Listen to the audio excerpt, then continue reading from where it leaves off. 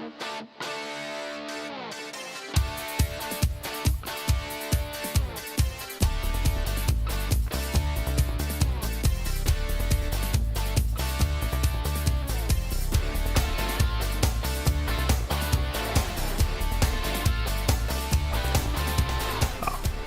right, and good evening to everybody here in the Sunshine State. Yeah, definitely. But no, I gotta explain to Marty real quick here. Gonna bring him on here. Marty, we're not gonna hear ourselves in the mic, in the headphones on this because that's disconcerting. Yeah. So we're not gonna hear ourselves in the headphones exactly, but. Anyways, this is the FHSFootball.com radio show. We are here live on the air finally. A couple of technical glitches. I guess when you do all the testing and everything tells you that everything's going to be fine, and then you actually go and put it on air, it wants to malfunction all of a sudden. Is that the technical? Is that the Newton's laws or something? Like, welcome to doing something live. It's going to happen. It's the rule of. It's like Murphy's Law and anything else. If you do something live, it's live radio, live internet. Something will screw up at some point. It seems like. I mean, yeah, something. You're not going to have perfect days. No, we're not going to. No, it's that way. We're not going to have perfect days and everything. But today is a good day, a really good day. And tomorrow's going to be even a better day. We have football. We have games tomorrow night. We've been doing all the previews. We've been talking about, teams and previewing. And then, we've been writing previews. You've been doing some of that, so have I. And finally tomorrow night, and we'll see it here at Citizens Field in Gainesville where we are, between Columbia and Gainesville, a Columbia team you really like. We're going to have football games tomorrow night. Tomorrow night at this time, we'll be in a game. Yeah, I mean, it's crazy. I mean, we're going to have a game here. I mean, it's the season's here. That's what I can tell y'all. I mean, this is like it's we waited. It's like the off season is an eternity. It really is. It really is, and that's the thing. It's we sit there and we be like, okay, is this gonna the season goes by quick, and then it's like football's finally over, and right. Like, what are we doing? What are we waiting for? How's this? What do we do next? Y'all go into basketball for or something? Me and myself and Mike right out, and some of the folks we'll talk to tonight, Corey Davis, we move on to other sports. But for you, when football season ends, you got to get ready for spring football. Then you got flag football. Then you got, and then the summer gets slow for a while, and then it hits you again here in August, and we'll be all the way through until December 8th in Camping World Stadium in Orlando. That'll be the final day of the FHSAA State Football Championships this year, back at the Citrus Bowl, Camping World Stadium. So that's where we'll end up, and think about that for a little bit. That's only about 14 weeks or so away from now. So, yeah, the season is short. You have 10 regular season games, 4 or 5 playoff games.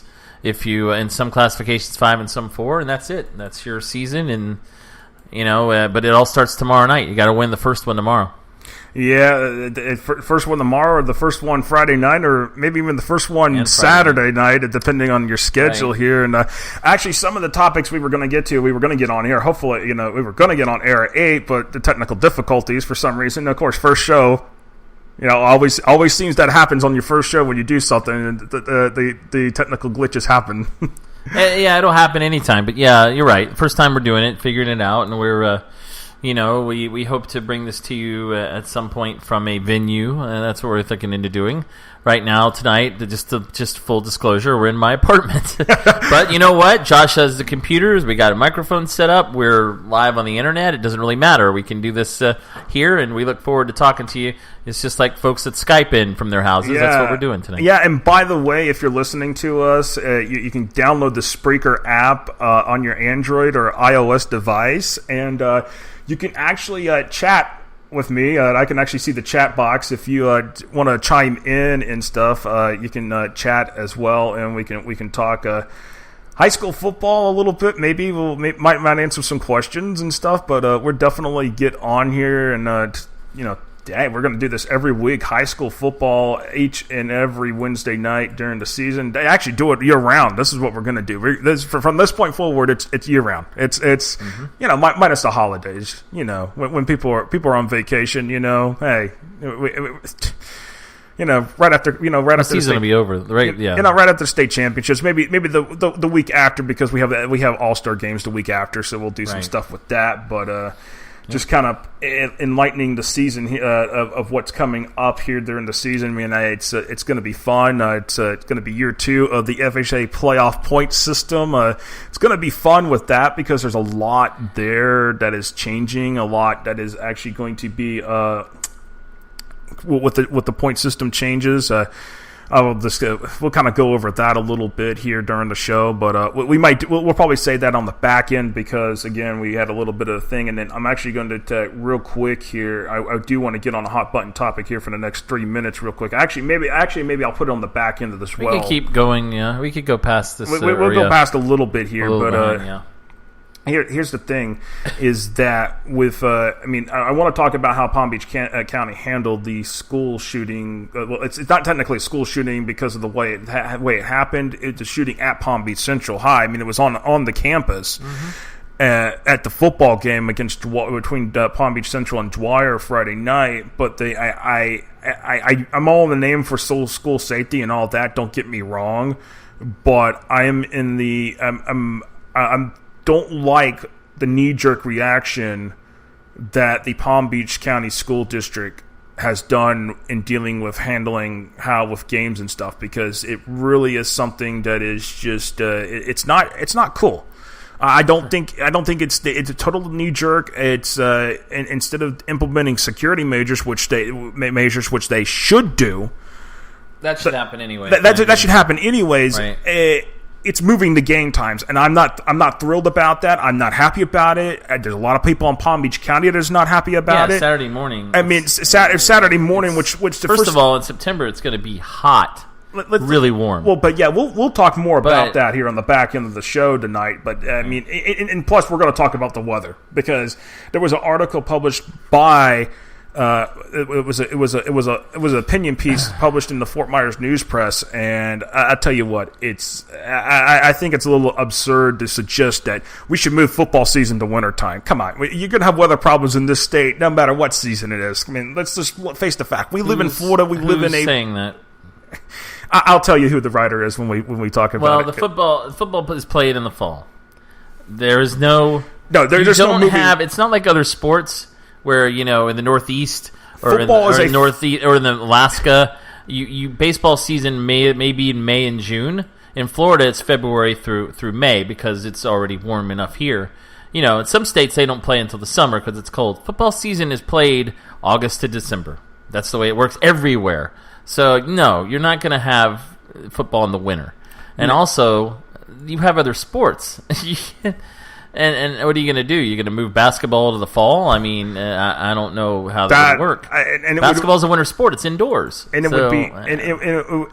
would be totally not correct at all. We're kind of the last state to me that can complain about weather. I mean, it's hot here. Don't get me wrong, but we also have pretty temperate weather, especially in South Florida, Orlando, Tampa, South. I mean, it gets colder up in this part of Florida, but I mean.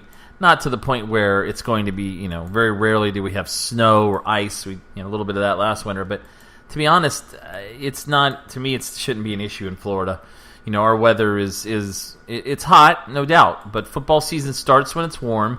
And by the time it gets into October, November, and by the time December in Orlando, it's usually pretty cool. I mean, the weather gets cooler in November. Yeah, definitely, indeed. Well, we got to get to a break here real quick, and then we are going to talk to Larry Blustein from the South Florida High School Sports here in a few minutes here on the FloorHSFootball.com Gridiron Report. We'll be right back right after this.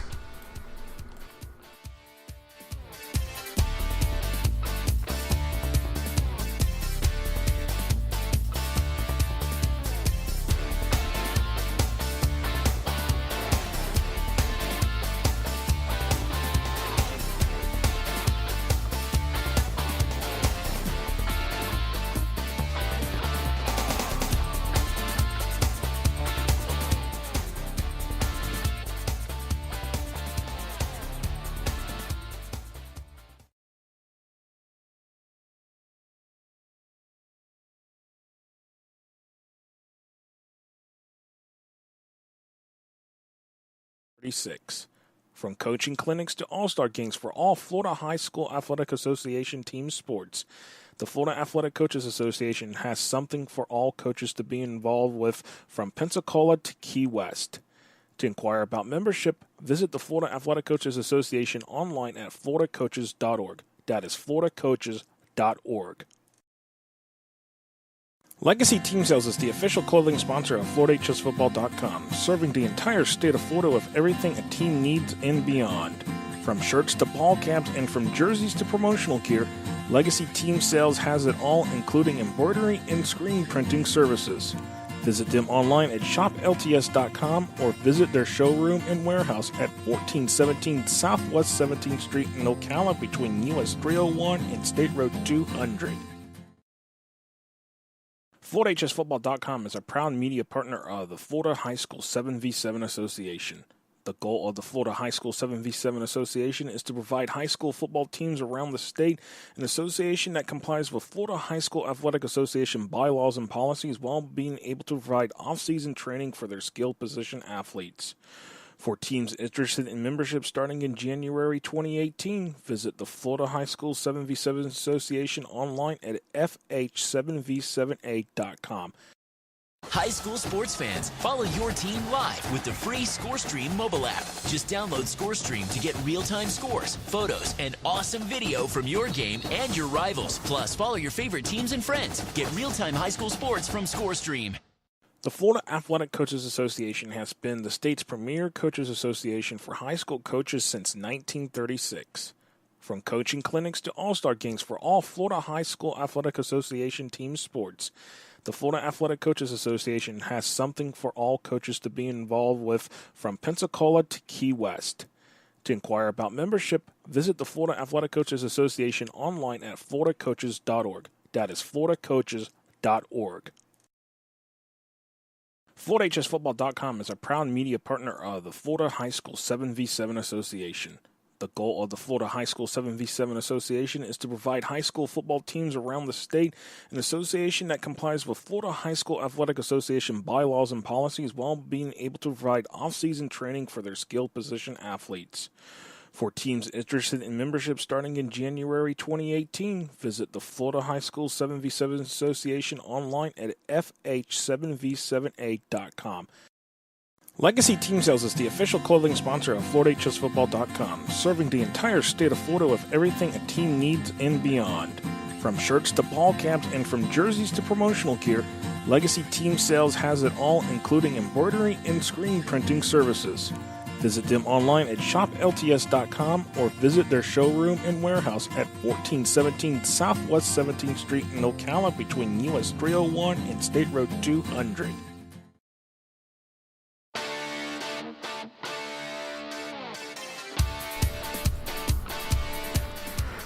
All right, welcome back here to the FloridaHSFootball.com radio show.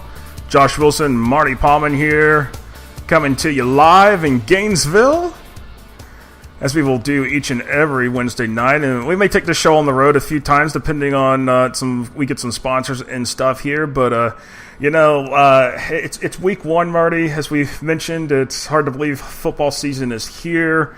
And our first guest tonight, he's seen it all probably three times over. We need to take the show on the road to where he is. Yeah. Down there. We could do that.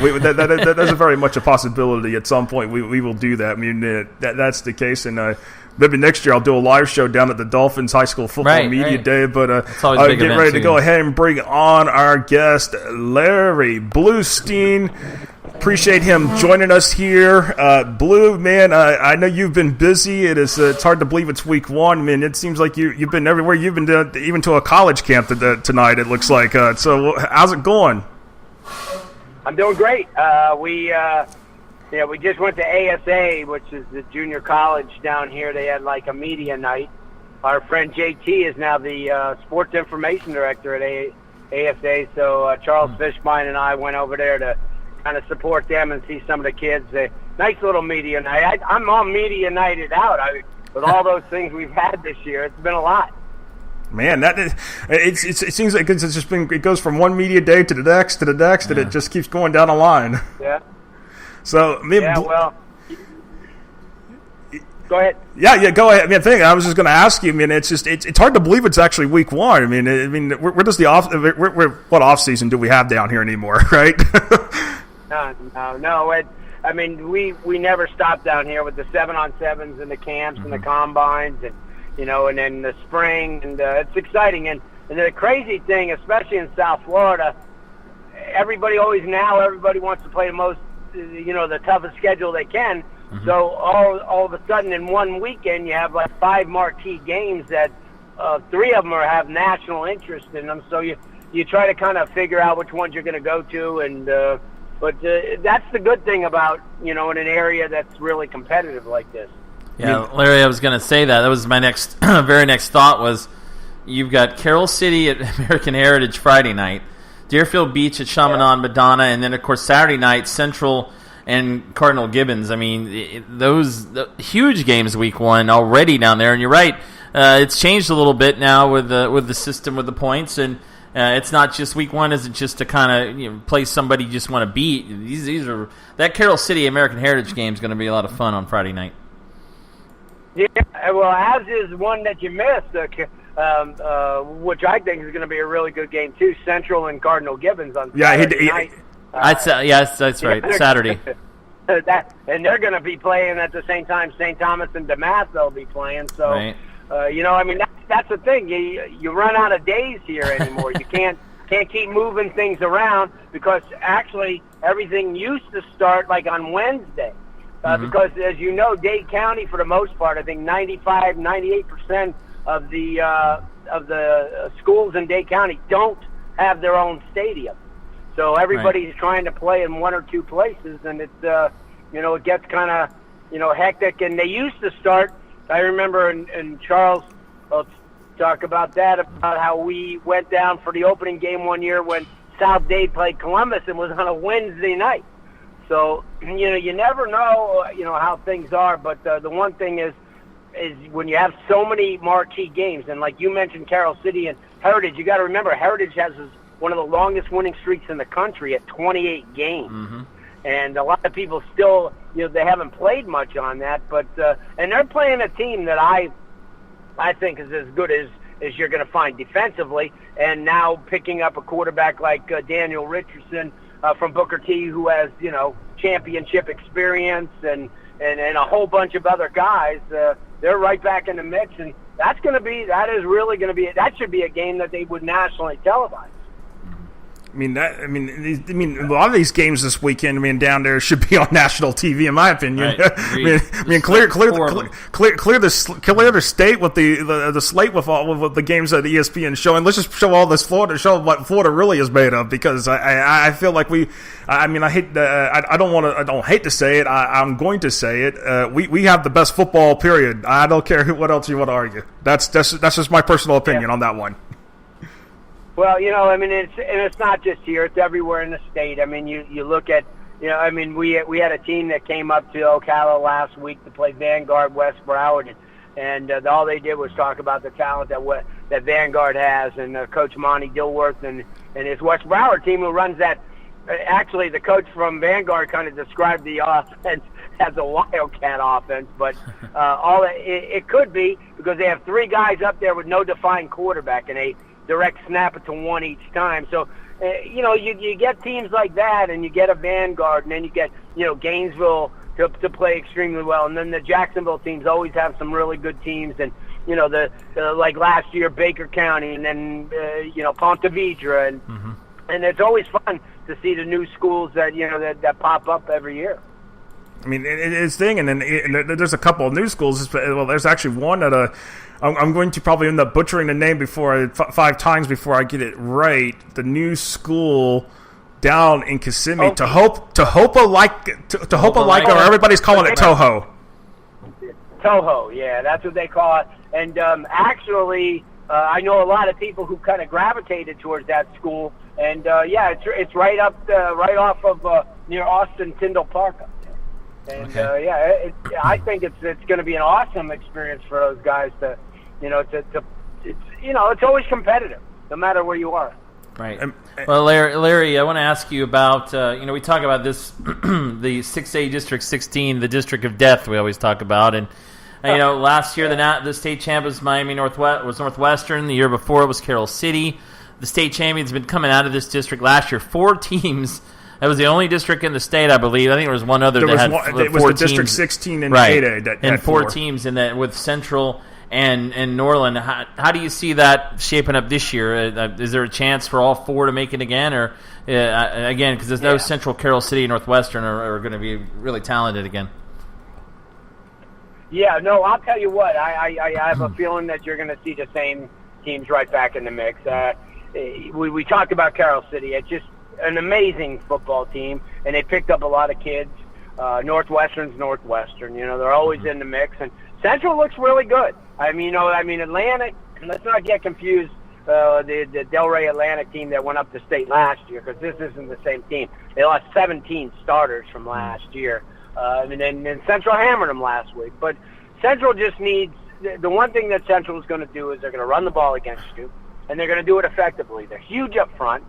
They just got the kid from Champagnat, the kid Jovens, who's a junior, to go along with Smith and everybody else that was there. So, and they have really good. And the quarterback situation, Underwood is really starting for the first time for them. So they're going to be good. And then Norland, you can't sleep on Norland. They always have enough talent, to do a bunch of different things. So I'm excited about to see that district. And you take a look at it. I mean, last year the region went up as far as mainland and also up to Palm Coast. I think that the teams, it depends how the teams get over there. Are they better? Are the Palm Bays and all those teams better than they were last year? If they were, then maybe Norland won't make it. But I have a feeling that if Norland, if those teams are the same as last year, I think you'll see 4 teams again. I believe it as well, Blue, on that, because it's just really the number of teams. The teams, those 2 districts, 14 and 15 out of that region. The 13 I think will end up probably taking 2, but then again, it also depends. I don't know if 13 is going to be as strong. That depending on what happens, Mainland will be in the mix, that's for sure. But we don't know what Johnny Wilkinson will do at New Smyrna Beach this year, since he's left from Cocoa. I'm sure Booker T's probably breathing a sigh of relief. But then again, our boy Ryan Schneider's there at Cocoa. Longtime assistant coach at St. Thomas Aquinas, but I think the one district I'm really watching is that Plantation American Heritage and Cardinal Gibbons district. I think it was a dogfight last year. I expect no less this year. Yeah, no, I agree. The only other team that would probably be in the mix would be Rockledge, as they were last year, and Orlando Jones last year as well. But I still think that's a 2-team race. We'll see what both of them have this week, because they're both playing, 6, as Marty said, the district of death teams. One's playing Carroll City and one's playing against Central. The thing is, for people talk about the crowds and the size of like some of these crowds around here, where you could have 11,000 one place and 1,100 at another, and that's how what it'll be on Friday night, and Friday and Saturday, because as it is, you're going to share the crowds, because St. Thomas is playing at the same time as Cardinal Gibbons and Central. So you take a look at that situation over there, and I'm just excited about the season, because everybody's looking ahead to next week, because Northwestern's got Columbus, and it doesn't get any easier for these teams, and statewide, and that's a great thing. You look statewide, and I'm excited about the entire season, and I think there's going to be some new faces in Orlando come December, as it was last year. We had a lot of new faces, which I'm excited every year to have. So. Yeah, we as you mentioned earlier, Baker County made their first appearance in the state championship against American Heritage. You had Delray Beach Atlantic. Atlantic was there in 8A. So there was some new blood last year. And let's talk about another team down there. That's become another powerhouse, maybe a smaller classification, but last year's 2A state champion or 3A state champion, Chaminade Madonna, and then they're expected to be loaded again this year. Yeah, they are. They're stacked. And the one thing, guys, that when you get a team like a a 2 or 3A team, that that always signals you're never going to really have a lot of big kids up front. Right. You'll have a few, but you just don't have that much of a population in those schools where you're going to have the size. Well, that's where Chaminade kind of takes the advantage. That's where last year Champagnat took the advantage, in 2A because of the size difference. And that makes a difference. I mean, you get all the skilled kids and the greatest quarterback in the world, but if you can't block for them and if you can't provide any, protection, then, it's a moot point. So that's where Chaminade has the advantage. As we said, I mean, usually it's St. Thomas, where everybody has that little sarcastic, they can print their tickets now. Well, I think that Chaminade could pretty much print their trophies now because there's nobody in the South, and I have a feeling that, come 3A, Florida High was the second man up from the North last year, and I don't think that, and I saw them on tape when they played Douglas last week. I don't think that they would be a good matchup against Chaminade. So that's why everybody's feeling pretty good. But the good thing about Chaminade, too, Marty, is this week, they've been around for a while, but they got lights, which is just unbelievable. I mean, nobody in the community likes it, but because obviously, those 3 o'clock games, that most of those people are at work. But those 7 o'clock games, those people are, and their first game is against Deerfield, who travel. Right. So obviously, yeah. So it's going to be quite a different thing, and it's the first home game in the history of Chaminade at night. So, at night, wow, that's a good one to start with. Yeah. Yeah. Well, go ahead. But I will tell you this: it's not the most prestigious team that ever came into to Hollywood for a game. About 10, 11 years ago, Daytona Beach mainland, stacked to the gills with so much talent, and they came in here. I think they were rated like 11th in the country with the kid Lewis, and they had all that size, and Chaminade spanked them like 42-14.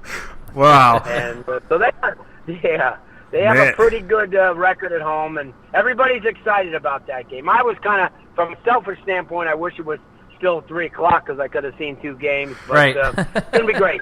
Yeah, at least they're good. At least they're real good. But you still get your 3:30 and 7:30 games down in Dade County, and that's 8. You still get to get to still see 2 games. So, but hey, Blue, which game gets on gets your first dibs this for viewing this week? Tomorrow. We start tomorrow, and then my alma mater, North Miami's playing against Miami High. Kind of a revenge game because last year Miami High had that real good team, and it kind of slapped my Pioneers around a little bit. So maybe North Miami's got it. Then Friday I'll be at Carroll City Heritage because I just think that's such a marquee matchup. Yeah. And then Saturday I kind of opted towards Central and Gibbons. I know that the St. Thomas game's on TV, so we'll tape that a little bit and watch it on. But I'm excited for the first weekend. Nowhere else in the country do you get this excited for marquee games right out of the gate. Marquee games. Like I said, not just here. It's everywhere. It's everywhere in the state. Look at some of the top teams in the state of Florida, and they're all playing big time. And I talked to the Trinity Christian people the other day. We were talking about the Booker T game when Booker T went out there, and they're excited because they have some really good games up there as well. Yeah, that's quite a weekend. Thursday, Friday, and Saturday of those games. That someday, I'll have to get down there for a weekend and just see some. I always wanted to go to some high school games down there. One of these days, I'll do that. Well, yeah, you do that. Come on down. We started out on a Thursday. We could actually, Marty, see as many as 5 games in 3 days. So we don't get those day kickoffs here, up here. So that would be. I would like that. No, we never do. Never with those day kickoffs at all. But Blue, I appreciate you joining us for a few minutes and talking some South Florida football. We'll definitely have you on again and again this season, and we are definitely going to have a lot of fun. So it's going to be a blast. Well, I appreciate it. Thanks, Blue. I appreciate it. Yeah, thank you, Blue. For including me. I'll talk to you soon. All right, take it easy. Take care. That was Larry Blustein from South Florida High School Sports talking to us. And We got to take a break here, but I could probably talk to him for an hour about the teams down there, and we're gonna have a guest on the next hour. We're gonna talk to for most of the hour, Doug Pugh, who knows a lot about Florida, but he is South Florida. That's blue, Larry Blustein, and there are so many teams down there. I swear, if I don't have to broadcast one weekend, I'm just gonna go down there and watch high school football because. I don't think there's anything like it. I know we talk about the state of Florida, but South Florida is where... Take the Bishop Kenny bye week and just go down there. Right? I know. I'd like to see Carroll City, Northwestern, and Central, and Booker T, and American Heritage these teams play. All right, we're going to take a break here. We'll be right back here in about 3, right here on the FloorHSFootball.com radio show.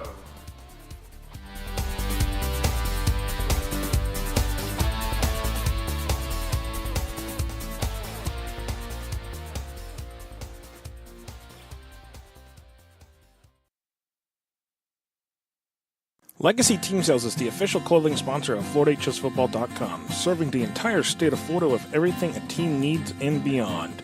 From shirts to ball caps and from jerseys to promotional gear, Legacy Team Sales has it all, including embroidery and screen printing services. Visit them online at shoplts.com or visit their showroom and warehouse at 1417 Southwest 17th Street in Ocala between US 301 and State Road 200. FloorHSFootball.com is a proud media partner of the Florida High School 7v7 Association. The goal of the Florida High School 7v7 Association is to provide high school football teams around the state an association that complies with Florida High School Athletic Association bylaws and policies while being able to provide off-season training for their skilled position athletes. For teams interested in membership starting in January 2018, visit the Florida High School 7v7 Association online at FH7v7A.com. Your call has been forwarded High to an school automatic sports fans, voice. follow your team live with the free ScoreStream mobile app. Just download ScoreStream to get real-time scores, photos, and awesome video from your game and your rivals. Plus, follow your favorite teams and friends. Get real-time high school sports from ScoreStream. The Florida Athletic Coaches Association has been the state's premier coaches association for high school coaches since 1936. From coaching clinics to all-star games for all Florida High School Athletic Association team sports, the Florida Athletic Coaches Association has something for all coaches to be involved with from Pensacola to Key West. To inquire about membership, visit the Florida Athletic Coaches Association online at floridacoaches.org. That is floridacoaches.org. FloorHSFootball.com is a proud media partner of the Florida High School 7v7 Association. The goal of the Florida High School 7v7 Association is to provide high school football teams around the state an association that complies with Florida High School Athletic Association bylaws and policies while being able to provide off-season training for their skilled position athletes. For teams interested in membership starting in January 2018, visit the Florida High School 7v7 Association online at FH7v7A.com. Legacy Team Sales is the official clothing sponsor of FloorHSFootball.com, serving the entire state of Florida with everything a team needs and beyond. From shirts to ball caps and from jerseys to promotional gear, Legacy Team Sales has it all, including embroidery and screen printing services. Visit them online at shoplts.com or visit their showroom and warehouse at 1417 Southwest 17th Street in Ocala between US 301 and State Road 200.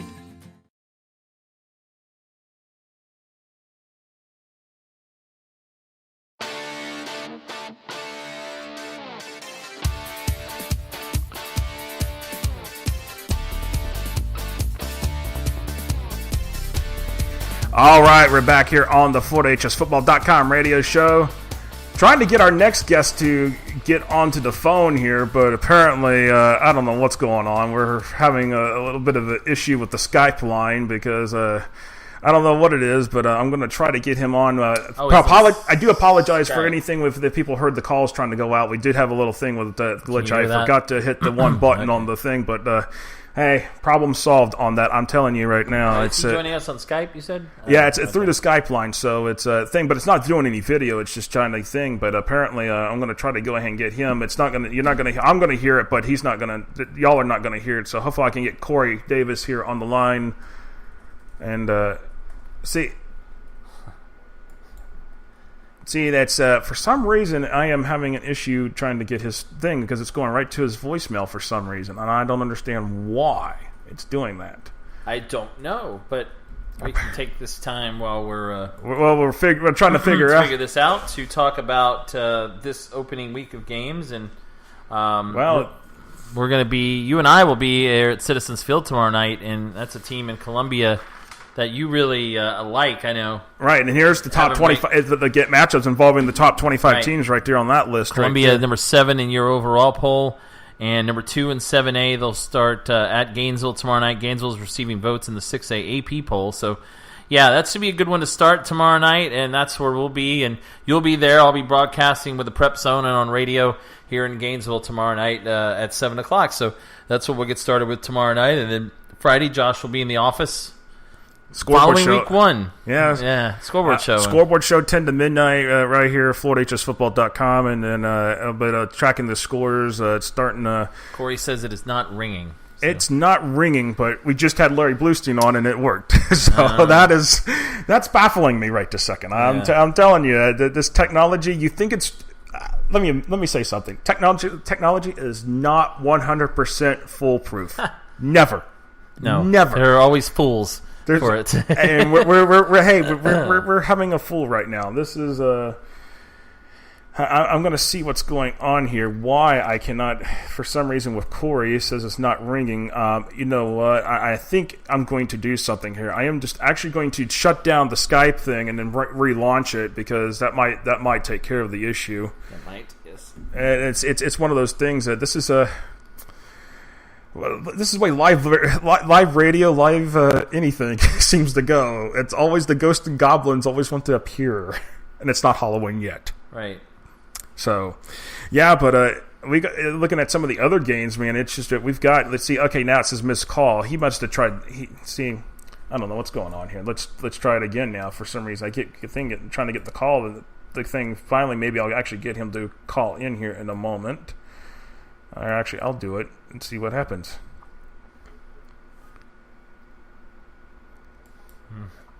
See, and I don't understand. Calling his phone? It's just going right straight to this voicemail, so I do not understand what is going on with it. But it says it's call. He's called in the thing, and then it's missing the calls for some reason. So, there we go. All right, we're going to get Corey Davis on here in a moment here, so let's just go ahead and bring him on the line. We finally got him. All right, let's see. Corey, you there, man? Tag your it. Yes, you got it. We finally got. I think it's the Ghost and Goblins. I don't know what's going on. Technology seems you think it's 100% foolproof, and it's not. Never is. That's why we always have to update our cell phones, because stuff like that. Ever since I went to be honest with you, ever since I went to a Galaxy phone, I mean, I'm on the S8 Plus. I've had an S7. I'm on the S8 Plus. It seems like I get updates almost every month now. It's like, okay, right. I'm like, I used to never get updates like that. Right. So it's like same with iPhones. Same with the iPhone. Yeah, that happens too. So we've gone from South Florida. Now we've traveled up north on I-95 into Northeast Florida with Corey Davis of DuvalSports.com, and now the Prep Zone in Jacksonville. So, right, Corey? Right off the 301. 301, huh? What'd you say? Right off the 301, yeah. Right off 301, right? Yeah. And Corey is going to be at Riddell tomorrow night. They're broadcasting first game. They had a preseason game last week, so looking forward to Sandalwood and Riddell tomorrow night, Corey, as you guys get the season started as well. Yeah, we saw Sandalwood play last week against First Coast in the Kickoff Classic, and we thought that might be a good game last week, but Sandalwood proved, they had a lot to prove after losing to Trinity in the referee scrimmage week before, and in fact, coaches changed the format. They wanted to go varsity the whole entire game, and they put a whooping on First Coast, and we thought First Coast was much improved, but they still showed that, they're just not quite there yet. They do have a lot of skilled athletes, but they still have a lot to learn if they're going to get past the Columbians and Lees of that district. I mean, that's the thing, that district with District 37A, I mean, that is one heck of a district, especially when you think about it, with Columbia and Lee, and then of course, Fletcher's going to be in the mix. I mean, I know they went 7-3 last year, missed out on the playoffs, and I remember talking to the last 2 years actually. The last 2, I mean, yeah, and I remember talking to head coach Kevin Brown at Media Day a few weeks ago, and I know it's some of it comes down to the quality of games they were playing, and of course, what did they go do this year? They put Reigns on the schedule, so what they needed to do. Right, and that's going to be a difference. The difference between playing a Paxson versus a Reigns is a huge difference, because that's the amount of points being from potentially playing for Cat 4 points on a win to now Category 1 points. Sounds like a hurricane again. For Category a 4 to Category 1. It's. They're going to stand a chance to, if they, that's going to be a tough game for Fletcher when they do play in a few weeks. It's at the end of the day, 35 points plus 3 bonus points, that's 38 points. That's almost basically if you're beating a Cat 4 team. So go play those tougher games. That's what my opinion is. Go do it. But as much as I'm looking forward to the game tomorrow night, I'm really looking forward to the game Friday night in the Graveyard. Yeah. Friday night. Reigns and Lee. Yeah. And the last 2 years, that game has really been a barn burner. It's come down to the fourth quarter, both games. But with Lee winning last year, in fact, Reigns has won 13 in a row. That's the last loss. It's their last loss. Reigns had to Lee. Right. And then 2 years ago, Lee had a 14 or 17-point lead going in the fourth quarter, and there was a fight, and the girl got knocked over, and pandemonium happened, and the game was broken up for 45 minutes, and Reigns took advantage of it and used the little flat screens on the sideline to figure out what Lee was doing, and Reigns came back and won the game, and it kind of set the tone for last year's game because Lee felt they kind of got screwed out of the game the year before, so Lee got the W, and so now we got the rubber Lee match. And Reigns. Yeah, rubber match, exactly. And these two traditionally play each other, but they don't play each other consistently. Right. They just started recently playing again because they both start getting better the last couple of years and start being state title contenders. Well, Reigns has kind of been that way for a while since Deron Wiley's been the coach. But, man, Lee, talk about what they've done under O.J. Small. I mean, the last 2 seasons, a couple years ago, went to the state semis and played Plant, lost to Plant in Tampa. Last year, they were 9-1, that beat in the first round by Fleming Island. So Lee's really a program on the rise. And I'm expecting they're probably going to have a kind of similar season this year, a good test to start with Reigns. Yeah, they've, all the good teams reload. You don't rebuild, you just reload. And a perfect example is just like Bartram Trail. Bartram Trail is going to be really good. They may not be as good as last year, but they will be still good and make a pretty deep run in the playoffs potentially based on matchups. But Lee is reloaded. I mean, they've got tons of skilled players. The defense isn't bad. I'm really excited to see, Taz Nicholson is a senior athlete that plays running back. He can also play receiver. Cavante Doles is only a sophomore. He's a dynamic player. They got a transfer quarterback, Cameron Sapp, who's been at Parker the last 3 years as a starter. So he finally gets to go play for a winner, which is good for him. And there's Joriel Caldwell, which is a receiver. And he's been on the varsity for, I think this is his 3rd year now. Robert Simmons plays defense. They're just loaded on both sides of the ball, and I'm really looking forward to the game. I believe it's 3rd week of the season in Lake City when Lee travels to Columbia, and that'll side that district most likely. Most likely, right? And how about, and as we look around Jacksonville, but we'll go out and talk. You mentioned Bartram Trail in St. Johns County. St. Augustine's going to be really good again. They'll play each other at the end of September. But to start this week, Clay and Fleming Island, this is a game that will stir up a controversy between Josh and Corey because Josh is very high on Clay. Corey is not. But Fleming Island, good run for them last year. The 3rd round, lost to Bartram Trail. They're expected to be pretty talented again, and they host Clay to start. It's not that I'm against Clay. It's just I'm kidding. I know.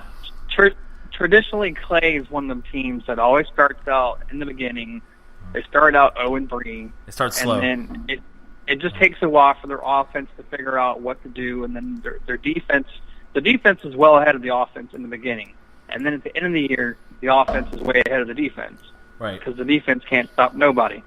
So I just think Baker County is still the king of that district. And then you also got Menendez, too. So anyway, get back to that rivalry. Yeah, Clay and Fleming. You know, every year I pick the wrong team. The last couple of years I've gone with Clay, and it seems like Fleming Allen wins like every year. I think Clay won last year, but typically Fleming has won the most games recently out of that. Yeah, and you know, Clay is loaded again. Well, Clay is young though, but they got some good talent on that team. And Fleming Allen had to replace almost the entire defense, but they got a lot of good guys back on defense. I just wrote about Fleming Allen recently today with District Preview, and guys, they got a linebacker on there. He lives up to his name.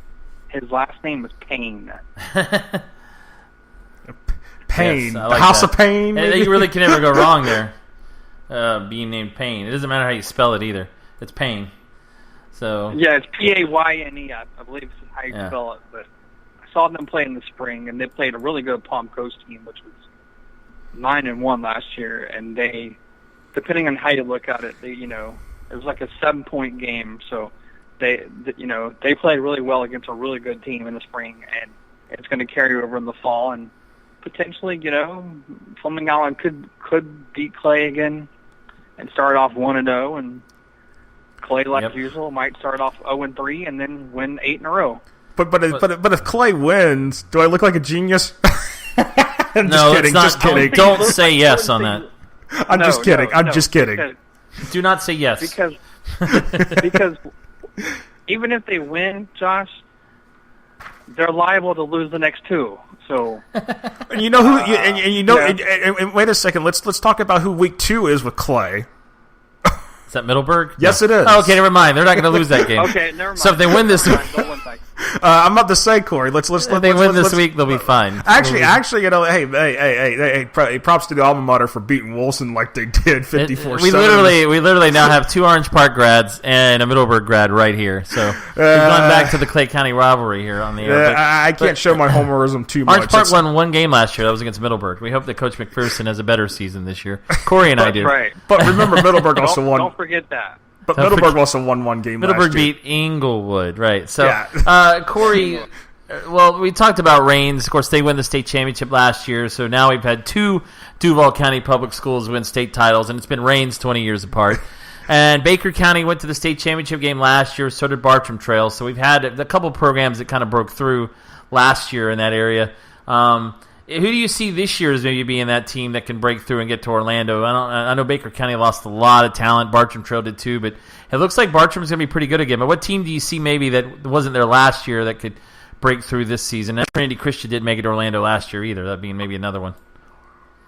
Yeah, I mean, Trinity obviously is the first one that comes to mind just because of what happened last year. I mean, but it's a big difference going from 3A to 5A. 5A's tough, right. I said 3 years ago that I thought Trinity would win 5 in a row, and they won 4 in a row and came close to getting to 5. Then they got reclassified. Yeah, and let's just talk about that mysterious 5 in a row. We've had that in the last a few years ago. We were setting up to Miami Central, Booker T. Washington. Well, then they didn't even make the playoffs.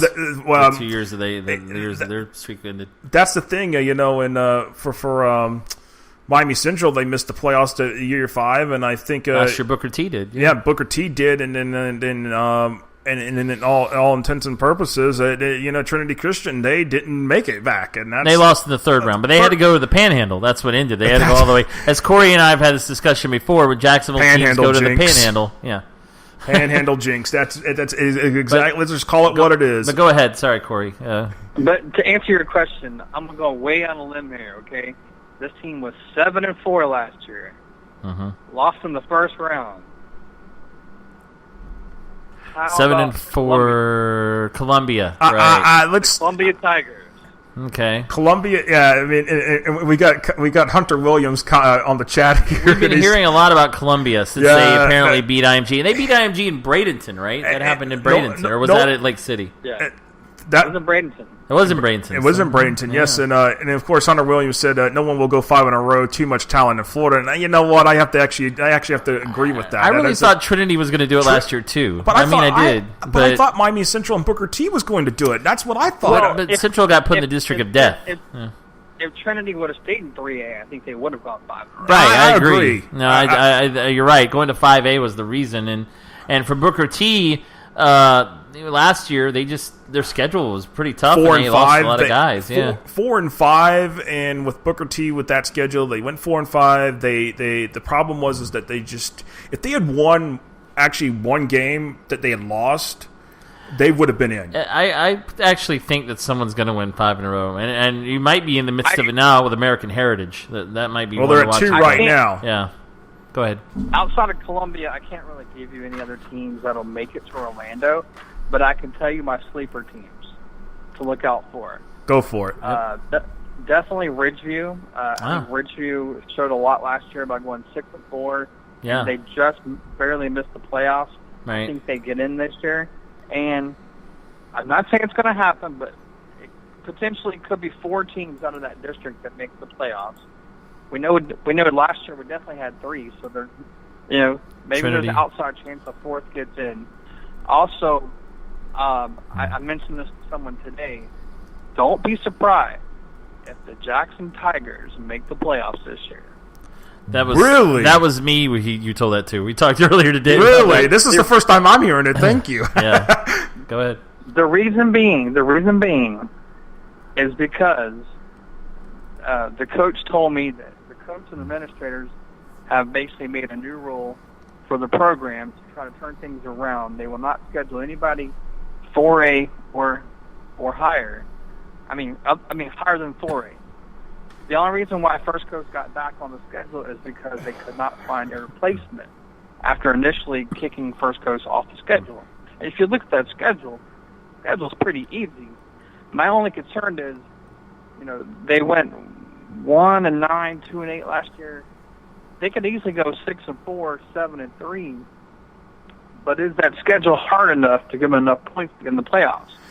And they got a lot of talent this year too. I mean, they're I hate to say they're loaded because they were 1-8 or 1-9, 2-8, whatever. But there's a lot of talent on that team, and with an easier schedule, and they're playing teams that they should be playing anyway. Don't be surprised if the Jackson Tigers make the playoffs if they have enough points. I mean, that's the thing, and and Corey, to be honest with you, I was looking at Region 1 in Class 4A. It is if you take you subtract Rains and West Nassau, that district is that region is actually just it's weak. Nothing against what Rains did in winning a state title, and Corey and I were talking about this earlier. We had a long conversation, but 4A really, it's Rains, Cocoa, and Booker T. I mean, that's really it in 4A. I mean, look at who made the state semifinals last year, Bradford, and Rains blew them out. Santa Fe made it there 3 years ago. Rains blew them out. So, 4A is really going to be those 3 teams, I think. Rains, Cocoa, Booker T and Cocoa winner, and Rains is going to be heavily favored to get back. And that's part of the problem with 4A. But, hey, state championship is a state championship. So. Also, another team to look out for this year in 3A, look out for the Baldwin Indians. Really? All right. Baldwin should have been... Go ahead. Oh, but the Baldwin should have been... Is loaded. They picked up several transfers, including one of the best player on Orange Park's team last year. It's kind of ironically, Baldwin and Orange Park played in the spring game. Immediately after the spring game, Orange Park's best player transferred to Baldwin. Orange Park player to Baldwin, huh? Interesting. And then they got Gavin Screws, a quarterback who's already committed to Troy. They got one of the best receivers in the state. He's only a junior. Xavier McGriff, he's being recruited by a lot of people, and there's just so much talent on that team. And because they're playing 3A ball, the only other teams in that region, as far as locally, you got Episcopal, Fort White, Providence, and St. Joe. So they were like the fifth team in that region last year. So they just barely missed the playoffs. And they won their last 4 games to finish 5-5. So don't be surprised if Baldwin makes the playoffs. And depending on the matchups, don't be surprised if Baldwin makes a pretty good run. You know, and that's that region there. You know, if Trinity Christian was still a 3A team, we would give nobody else a chance in that region just because it's Trinity Christian's Trinity Christian, and you until Verlin Dormany hangs up the whistle. That's the way it's going to be, but you know, I mean, Corey, you're all right. I mean, the thing about Baldwin, you know, and all that, you know, they should have actually been in it last year. And I tell people this, and I'll say it again: if it weren't for Newberry beating Trenton in that one game, Newberry would have been out, Baldwin would have been in. It's as simple as that. All it comes down to one game. And this is how this point system works. It's a matter of, you know, I mean, yeah, you're relying on other teams to take care of their business, but that's what makes it fun. There's so many unknowns out there. I want to say it was Eaglesview last year in 2A that comes down to the final game of the year. All you got to do is beat Stanton, which most years that's a given. Stanton actually had their best season in school history, won 6 games last year. And as fate would have it, Stanton upsets Eaglesview. It knocks Eaglesview out of the playoffs. Eaglesview was going to get that last spot in that region, and because they lost Stanton, they got knocked out. And that's what the thing. And this is this is what I love about what we have with the point system now is that every single week matters. It's not about just 3, 4, 5 games on your schedule that really matter with the district.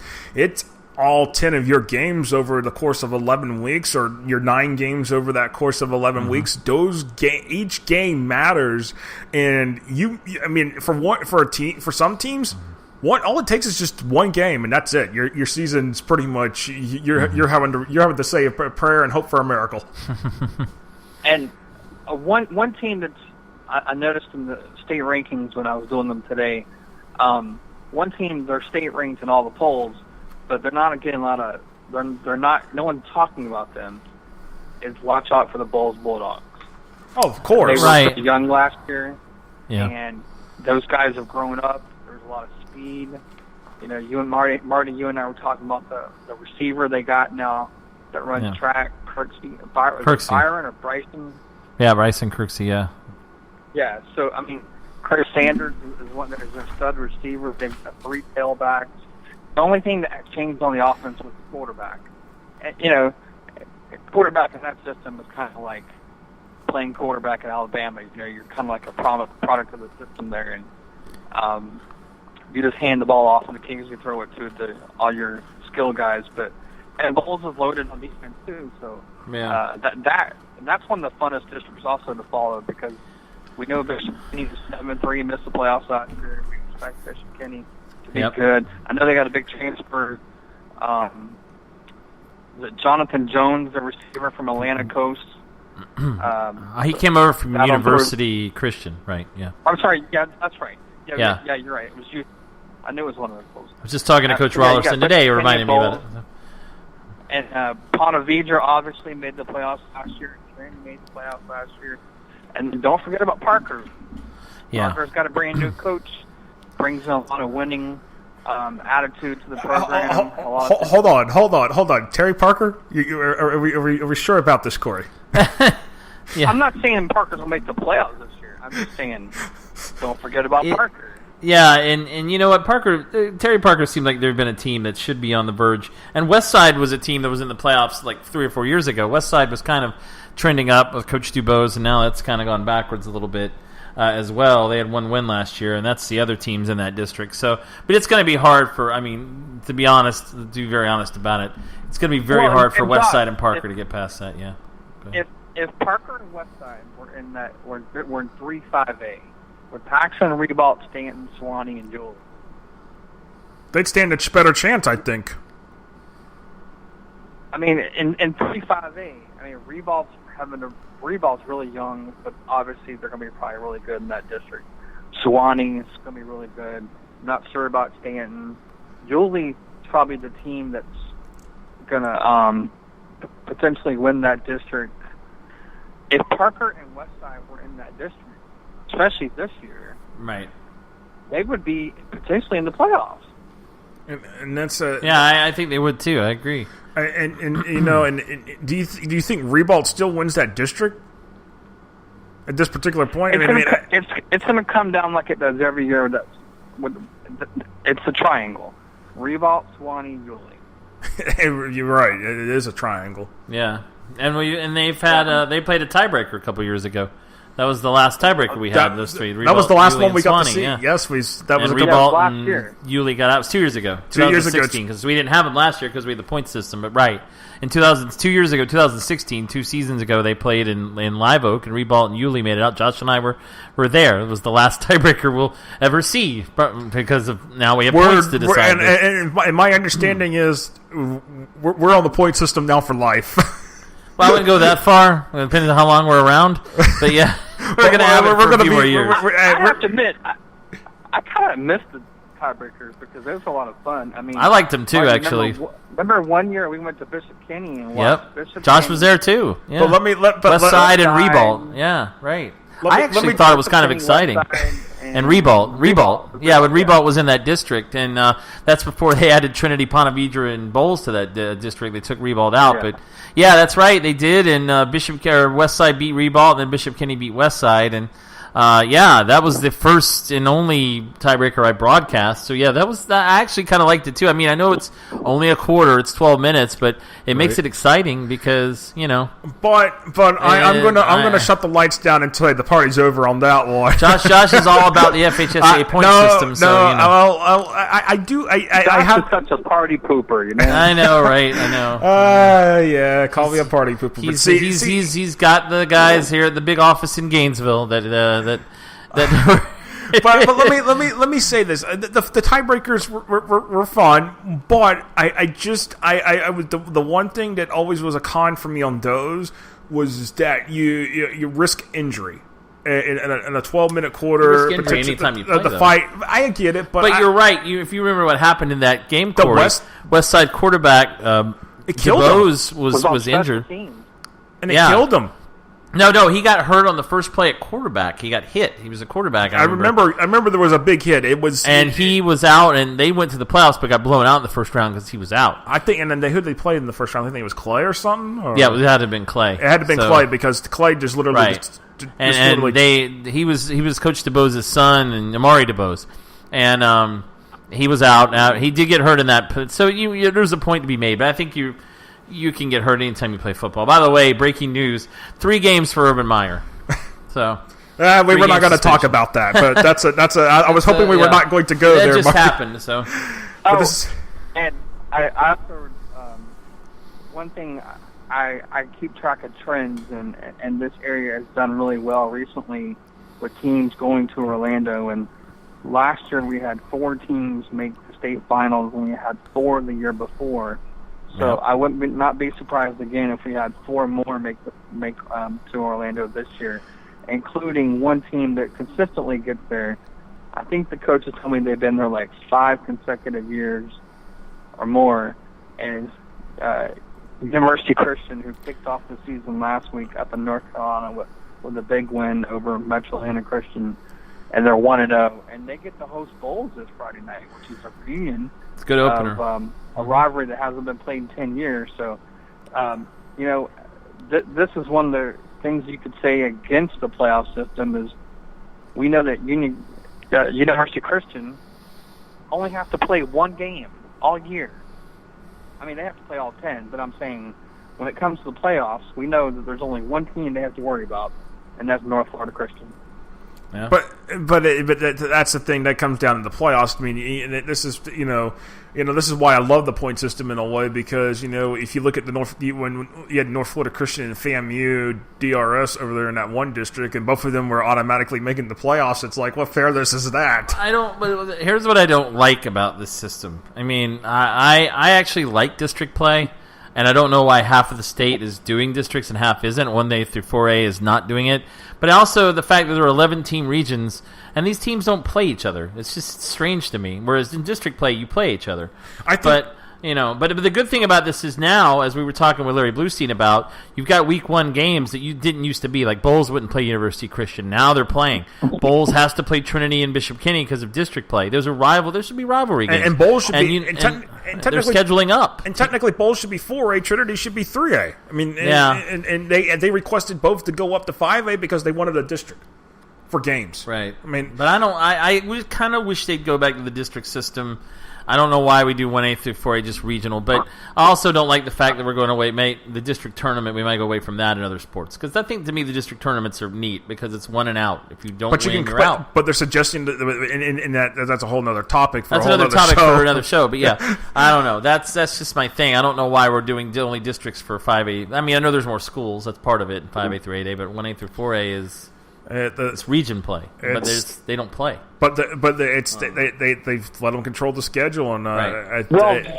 They could, but I guess they choose not to because like Rains and West Nassau could play in the regular season, and it would help both of them point wise. But them two are going to meet in the playoffs, and they're going to meet each other, and that's the thing. That's the case. So, well, it's like a couple years ago. I remember Ridgeview and St. Augustine played each other the last game of the year for like 2 or 3 years in a row. And then who did they draw in the first round of the playoffs? St. Augustine. Yeah, so they played St. Augustine back-to-back weeks for like 2 years. Wow. Because they played in the first round of the playoffs. Yep. I mean, that's just it. It's the playoffs and stuff, and and that's the thing we're going to talk about here later towards the end of the show is about some of these changes with the playoff point system, and it's really I think it's pretty cool thing, and all that is a thing, but and all of that, but. Yeah, well, you know what? We actually, a thing, and I got a comment from Adam Kosniewski. He said the Urban Meyer press conference is not helping us out. No, well, we did not expect the Urban Meyer press conference to come on when we scheduled the show. That's anybody listening to him anyway? So that's, I guess they are. That's, I have it on TV, but on mute. Yeah, so so I mean, it's just it's not it's one of those things. But at the end of the day, the Northeast Florida, the First Coast area of the state. It's becoming one of those areas where it's it might have been a little quiet, a decade ago with teams trying to get there, and now it's like now we start circling 4 or 5 teams, thinking, hey, they have a chance to get to Orlando, and that's great for the region. I think that it's always been said that when you think of this area, you always immediately think of Bowles, Trinity, and UC. Mm-hmm. And now you're starting to get a little more. Well, hey, what about Rains? What about Lee? What about Bartram? What about Baker? What about Clay? Fleming Island? Now we're starting to see some of these teams consistently make the playoffs and consistently make runs. I mean, I actually looked at this today or yesterday. Bartram making the state championship game might have been a shock to a lot of people. But do you know how many times they've been to the Final Four? 5 or 6? I believe it's like 5 or 6 times. Yeah. Yep. Bartram's been one win away from going to the state championship game at least 5 times. Well, and they've always had to play like Armwood, or they usually run into a team that's is really good in that round. So that's been part of the issue. I think they played Plant. And the same thing with St. Augustine. A lot of people say, what's happened to St. Augustine? Well, unfortunately, they had to play Armwood last year in the Final Four. Right. Otherwise, so did Vanguard. Vanguard had to go down there and play Armwood, too. Vanguard was undefeated and lost. St. Augustine was undefeated and went to Armwood and lost. So, yeah, that's true. I mean, it's one of those things. St. Augustine will be good again this year, though. We know that. And we know that. Here's another story. And Corey, you and Andre or I will be at St. Augustine Bartram Trail. Will Bartram Trail finally beat St. Augustine? It's one of the strangest streaks in football. It's strange how good Bartram Trail's been, and they can't beat St. Augustine, and they have lost in some of the most excruciating ways possible. And that's almost. I pointed out that it's the same way as Tim Tebow never beat St. Augustine either at Nice. Right. I mean, it's like you could not. In the Joey Wiles days. Yeah. In the Joey Wiles days, and now it's the Brian Braddock era, and Bartram Trail still can't figure it out. Well, maybe this is the year. Who knows? They're at Bartram this year. But, Corey, talk a little bit about what you and Andre Ellis are going to be doing. You're going to be broadcasting, do a little bit of a plug for what's going to be going on starting tomorrow night. Well, tomorrow night we'll be at I want to say it's Alvin White Stadium on the campus of Revault High School. We will that be is doing correct. The Sandalwood Revault game on the NFHS network. And then on Friday night, we will be in the Graveyard to do Lee and Reigns. Another exciting matchup also on the NFHS network. And I can go ahead and announce after the day that next Friday, the 31st, really looking forward to this one, we will be doing a Popka at Barton Trail. Ooh, yeah, that's going to be fun. That's a good one. So we will be going every Friday, sometimes Thursdays or Saturdays. We will be going around town to cover the different games. And you really could almost just stay at Revault tomorrow night and go to Reigns on Friday because you're going to be at Revault then back to Reigns, literally in the back next to each other. Throw a cot up, right? In a sense. Well, I always kid with people that I can literally throw a rock from one school to the other and hit each other because they're literally around the corner from each other. Yeah, and by the way, that's going to be our last broadcast of the regular season, Reigns and Revault, that you guys will be doing. So that's going to be that's going to be the Saturday afternoon. November 3rd, 2 p.m. As always, the tradition of a 2 p.m. kickoff for that rivalry. Saturday afternoon, right? And that's tailgating and bands, and man, that's something. Good luck finding a parking spot down there. That is a mini college game. You can expect about 40,000 people to be there. Here's my question: 10 to 15 inside the stadium, another 20,000 outside the stadium because they shut down all the neighborhoods. They have a huge block party. Everybody's cooking. Everybody's got the grills out in their yard, and they're charging people to park in their driveways. And, people are doing like little drive-bys in their car, with the music blaring, and many celebrities come to the game. Last year we had Jesse Jackson come, and you remember I see the commercials in Gainesville, but if you get injured, you call Tony. He's got the cowboy hat on. I can't think of his name, Tony something, but I don't know. Cowboy Tony, I guess maybe his name.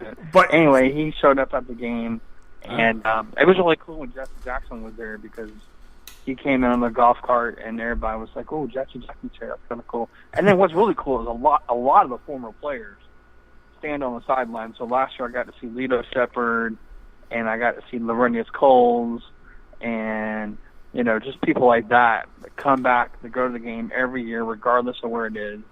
And it's just become the game to go to. It is the Florida Georgia of high school football in Northeast Florida. Yeah, the only thing I wish they do. Hey, why can't Everett Bank Field TIAA Bank Field? TIAA Bank Field. Thank you very much. Right. Why can't they go play it down there? I mean, I did talk to the coaches the other year about this because there's so many people that go to it and then they get turned away. But the problem is, they have a parade. The game's at 2:00. They have a parade around 10 or 11, and then they have a pageant and all this, and there's things that go on every day in those neighborhoods. What's really cool is every day they have a basketball game between Reigns and Revault, and it could be faculty or something or alumni. They may have a alumni soccer game or something, a volleyball game going on. They attend church twice a week during that week, but the reason I was told they don't go back to TIA is because as much as it needs to go there for attendance-wise, they don't want to take it out of the neighborhoods. All right, well... That's understandable. That's a neighborhood game. Yeah. Well, hey, Corey... Because the game was actually played at First Coast right after they left the Gator Bowl. They played at First Coast High School for a couple of years. Yeah. And it drew well there, but it was outside the neighborhood, and it didn't draw as well as when it's at Reigns and Revault. Yeah, well, Corey, hey, it's a thing. I wish we could keep going on and on for. We probably could. Yeah. We probably could for a whole another hour, but appreciate you taking a few minutes of your night. Just kick them off there. Kick everybody else off.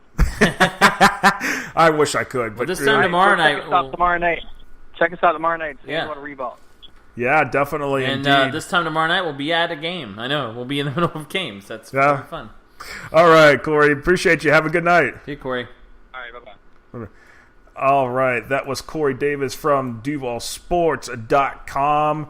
Yeah, those games will be on NFHS Network, and will also be streaming through the PrepZone.com. So yeah, that's Mike Rideout's site. So yeah, we look forward to that, and they'll be doing, him and Andre Ellis will be doing games, like I said, Sandwood Rebuilt tomorrow night. Friday night will be Rains and Lee.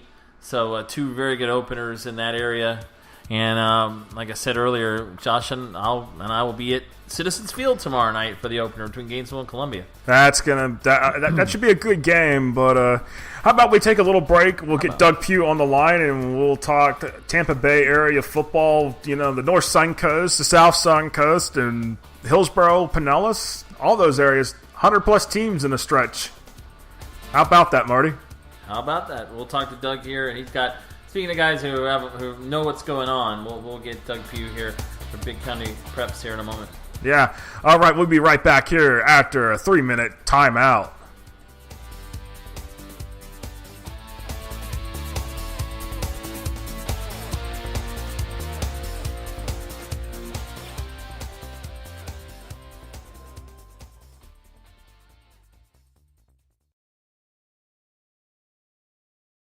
Legacy Team Sales is the official clothing sponsor of FloorDateChessFootball.com, serving the entire state of Florida with everything a team needs and beyond. From shirts to ball caps and from jerseys to promotional gear, Legacy Team Sales has it all, including embroidery and screen printing services. Visit them online at shoplts.com or visit their showroom and warehouse at 1417 Southwest 17th Street in Ocala between US 301 and State Road 200. FloorDateChessFootball.com is a proud media partner of the Florida High School 7v7 Association. The goal of the Florida High School 7v7 Association is to provide high school football teams around the state an association that complies with Florida High School Athletic Association bylaws and policies while being able to provide off-season training for their skilled position athletes.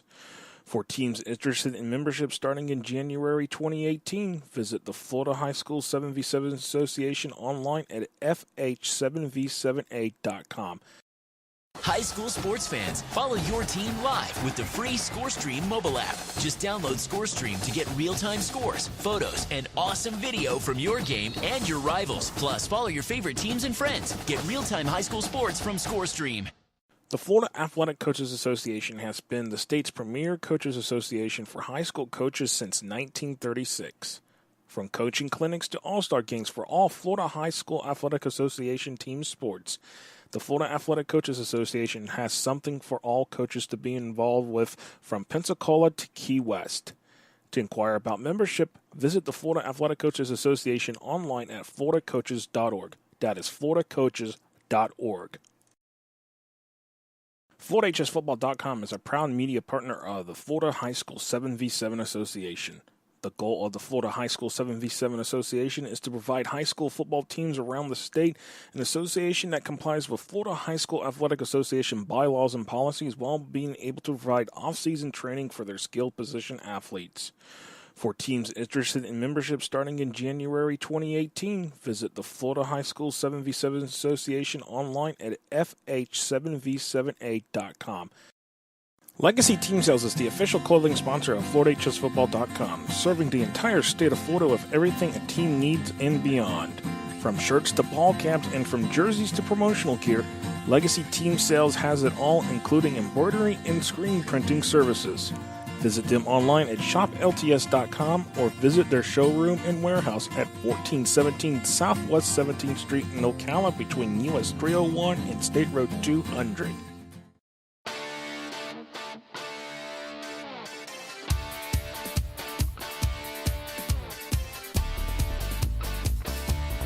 All right, welcome back here to the FloridaHSFootball.com radio show. Josh Wilson, Marty Palman with us. We're getting ready to have our next guest here in a moment here, but it's again, it's still hard to believe it's week one, Marty. It's like, again, where did summer go? Where did the off season go? Kind of flew out the door real quick, like. It's nice when you get to summer, like in June. It's nice to have a break for a little while in July when baseball ends. But you know what? I'm ready. I'm ready to get going because this summer kind of drags, and football season, off season is long in football. And then the season flies by. So, yeah, it's time to get going. I know we start pretty early here in August, although Georgia, a lot of states started last week. Georgia was playing University Christian up to North Carolina. So I guess we don't start that early here in Florida. But, yeah, it's time for games. I mean, school's been in session a couple weeks for some places. This week, school started in some other counties. So, yep, time to get going again. It is, and we're going to bring our next guest on here. He is the former Spectrum Sports commentator and contributor to Big County Preps, Doug Pugh. Doug is always a wealth of knowledge, not just Tampa Bay area, but the I-4 corridor, even the entire state, in my opinion. You know, he knows as probably as much as I do, or maybe even a little bit more. Depends some days. Doug, I appreciate you taking a few minutes of your time. How's it going, man? Oh, it is going beautiful. Another day in paradise, fellas. Josh, you're way too kind with the intro. Yeah, this is starting year number 10 for me covering high school football full time. But I've seen the pictures. I have confirmation. I was at Spec Martin Stadium wrapped up as an infant. So this is year number 41 as a high school football fan. So eternally blessed to be a part of one of the most unique states in all of the country for high school sports in general, not just football. Right. And in high school football, I mean, it's in Florida, in our conversations we have talked, Florida, Florida's one of these unique states. It's a state of, I guess you would, can I say this? A season gumbo in the way we are culturally. That's and football is part of our culture. It's part of our blood down here. It is. It's not necessarily a crock.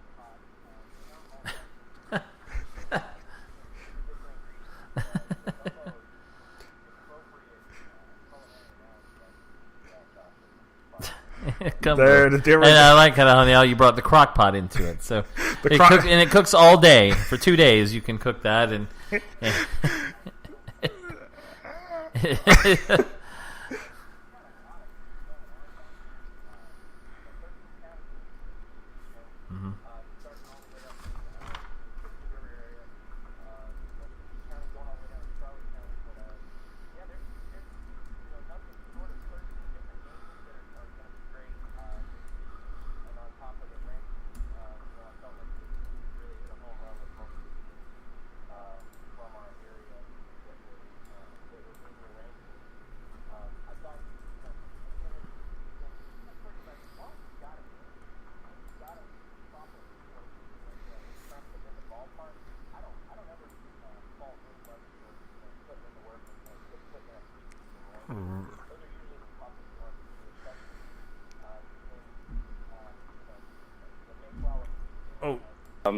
logged more miles. I forgot to unmute I Doug. Flew 3 years ago. Hey, so, Doug, hold up 1 second. Yeah. Hold up 1 second. I forgot to unmute him.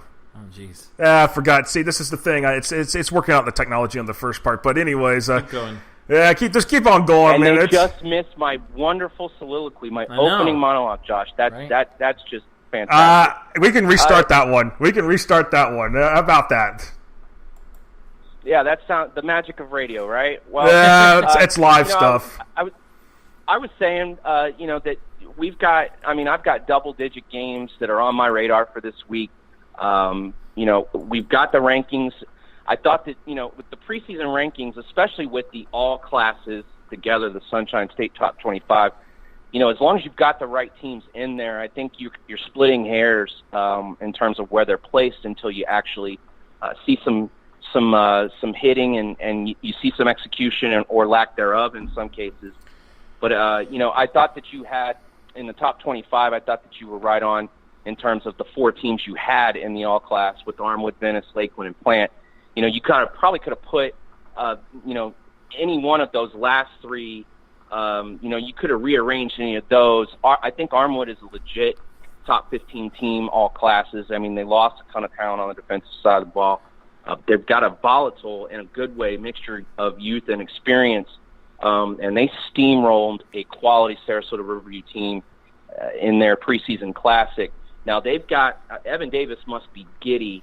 I mean, he's got this Cheshire cat smile going on right now with the fact that he's got a quarterback, 6'3", 190 pounds, Cameron ransom, and he held Sarasota Riverview's defensive backs for quite a bit of money. He held them for ransom last week, and he's got a 6'3", 185-pound sophomore target in A.G. Hall, that caught 5 passes for 186 yards and 3 touchdowns. So Armwood is not going to be doing it the traditional way. They do have a couple of really good-sized running backs in Channing Campbell and Eric Wilson to replace Brian Snead, but this is a team that is going to have to go through its paces in terms of the defensive side of the ball, but goodness gracious, if there was ever a definition of reloading, that's what Armwood is doing.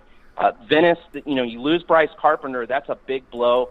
Their off-season was dramatic to say the least, but the addition of Hayden Wolf in March that made the road, came across Charlotte County lines and into Sarasota, and from Lemon Bay, who's an Old Dominion commit.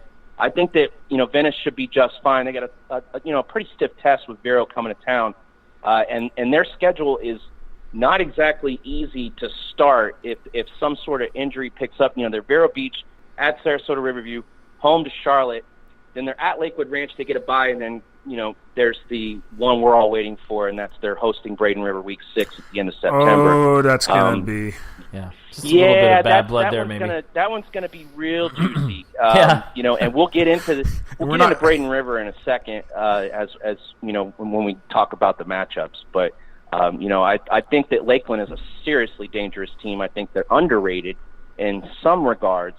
I can't wait to see what they do in Week 3 up at Apopka. And Plant, they missed the first week in pads. They were at a camp in Umatilla for muscular dystrophy. Coach Weiner felt that it was more important that those young men, got a bigger lesson in life. The Plant is Plant, and that was evidenced by their now annual fireworks show with Venice in preseason that ended in a 25-25 tie. But check this out: Plant has won 13 consecutive district championships. Robert Weiner got there in 2004. They've won 13 consecutive district championships from 2005 to 2017. They're 52-0 in those games. Jeez. So that is a historical run. And something else to double back real quick to Armwood. Since 2002, this is Armwood now, they've either finished 1 or 2 in their district. There's 13 titles in 16 years. You know what the record is? 203-22, and that's on the field. That's not unseeing what we did see in terms of Dalvin Cook and Joe Yearby, their games against Duke Johnson and Norland when Leon McQuay was in the secondary. So we can't unsee that, but 203-22 over the last 16 years is not a bad way. Yeah, Doug, we can't unsee 2011 where we look on the FHA record book and it says Armwood and Miami Central. The line doesn't exist on the bracket anymore. Yeah, vacated. Yeah, right? They tried to slip the Men in Black pen in front of us, and we all had to just look into the quick flashlight. Right, it was all erased from the. Just forget about it all. Erased from the memory banks. You can't erase what we saw on the field and at the. You can't stick the toothpaste back in the tube. I can't see any of this. So, I know what happened. Or you can't put the cookies back in the cookie jar. Right. So you mentioned and that doesn't surprise me when you're talking about Coach Weiner taking the kids there to Umatilla. I mean, that's the kind of guy he is. But and that record is, I think, Bowles went 21 years without losing a district game from 92 to about 2013. I think it might have been 14. And I remember. I thought it was 20. It was 13 or 14. Yeah, they lost to Rains. It was Rains that ended it. But, I mean, that's quite a streak for Plant. But and you were mentioning Armwood as well, of course. They opened with Tampa Bay Tech, and I think that's another team that's been successful. We haven't talked about is Tampa Bay Tech, and where do you think they're going to be kind of slotting in this year? And a tough start with Armwood this week. Well, there's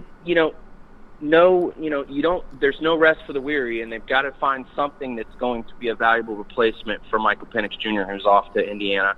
Got to love those southpaw quarterbacks.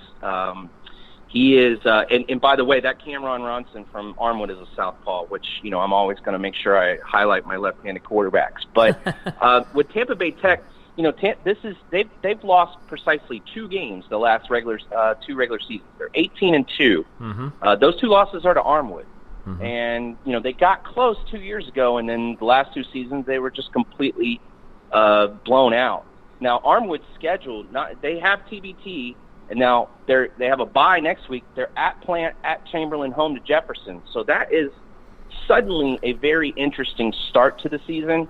If they make it through that section undefeated, then they're not losing again. And probably until and I'm not even saying they're losing in Orlando, but they're probably just not going to lose again until they play somebody in Orlando, and then it's up for grabs. Right, and that's the thing, and it's just like it's just for me that 6A region north. It just seems like whoever comes out of it, be it Armwood or somebody else, it's always somebody runs into the Miami team from 16. It's for whatever it's worth, and you might agree with me on this one, Doug.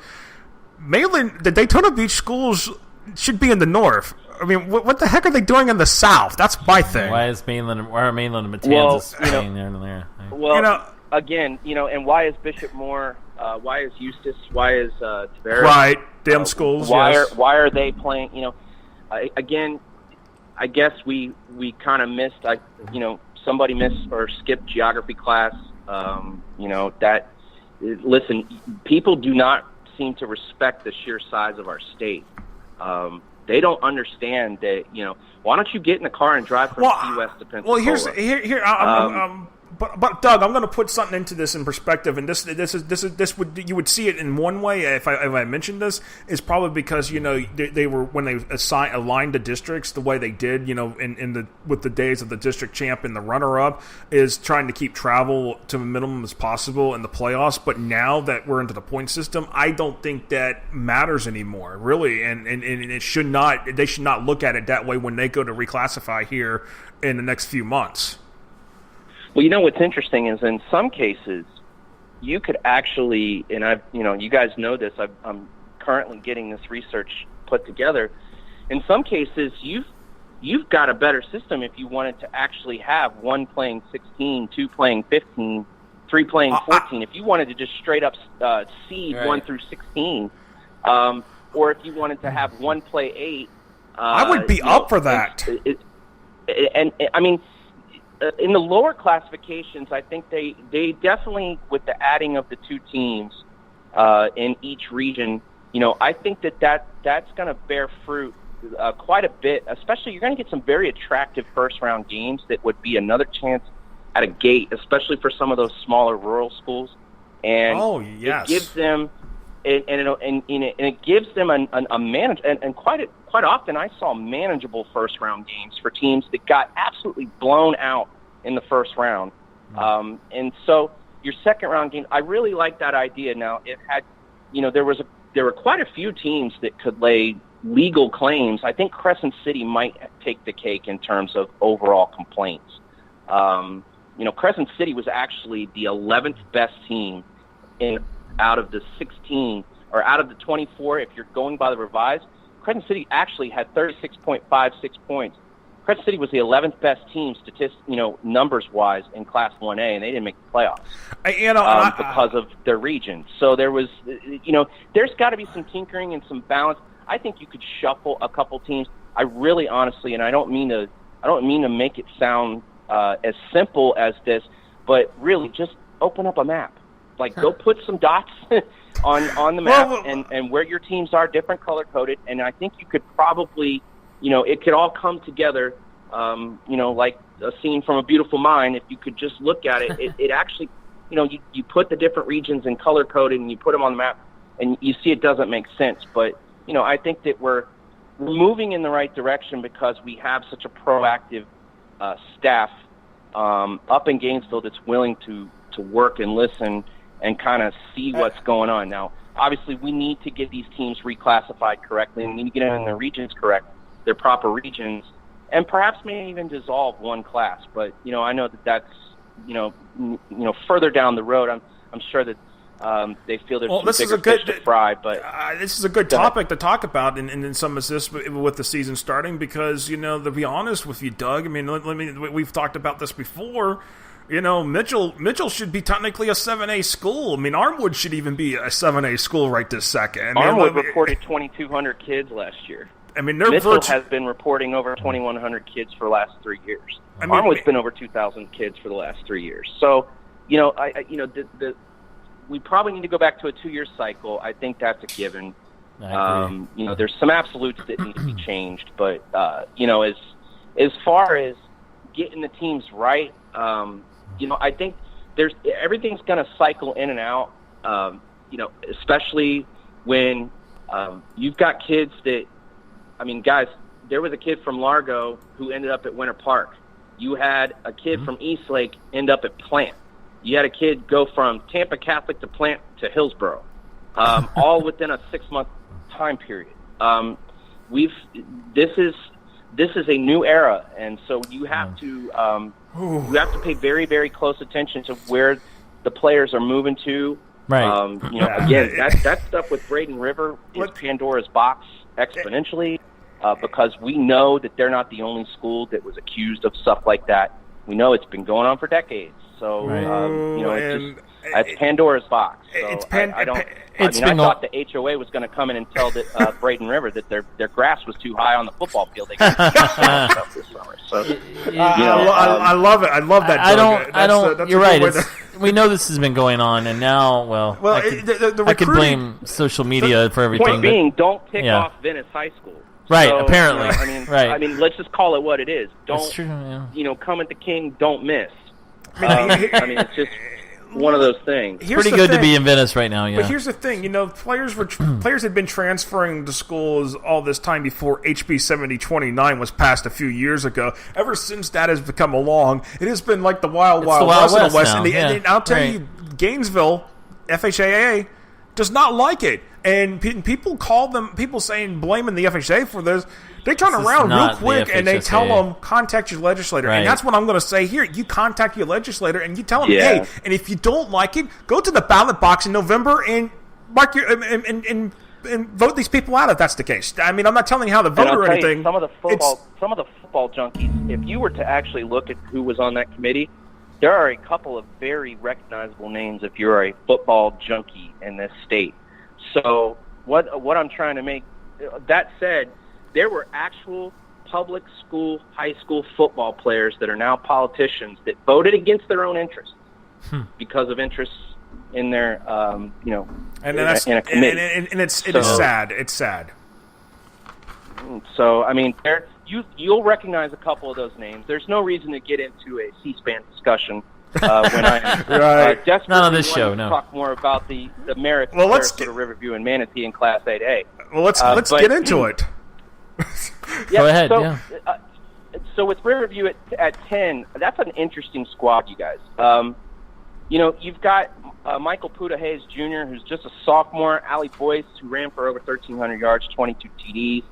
New signal caller under center and some adjustments on defense. Again, Armwood made them look pretty pedestrian, but I think that Riverview team is your district champ on paper to start the season.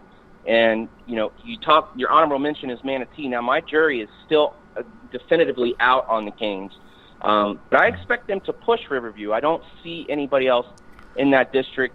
I don't know what, Steinbrenner doesn't strike me as a team that's going to pop up and beat them, or Palm Harbor University, or maybe a Newsom, because Newsom can get you in that meat grinder and kind of spit you back out.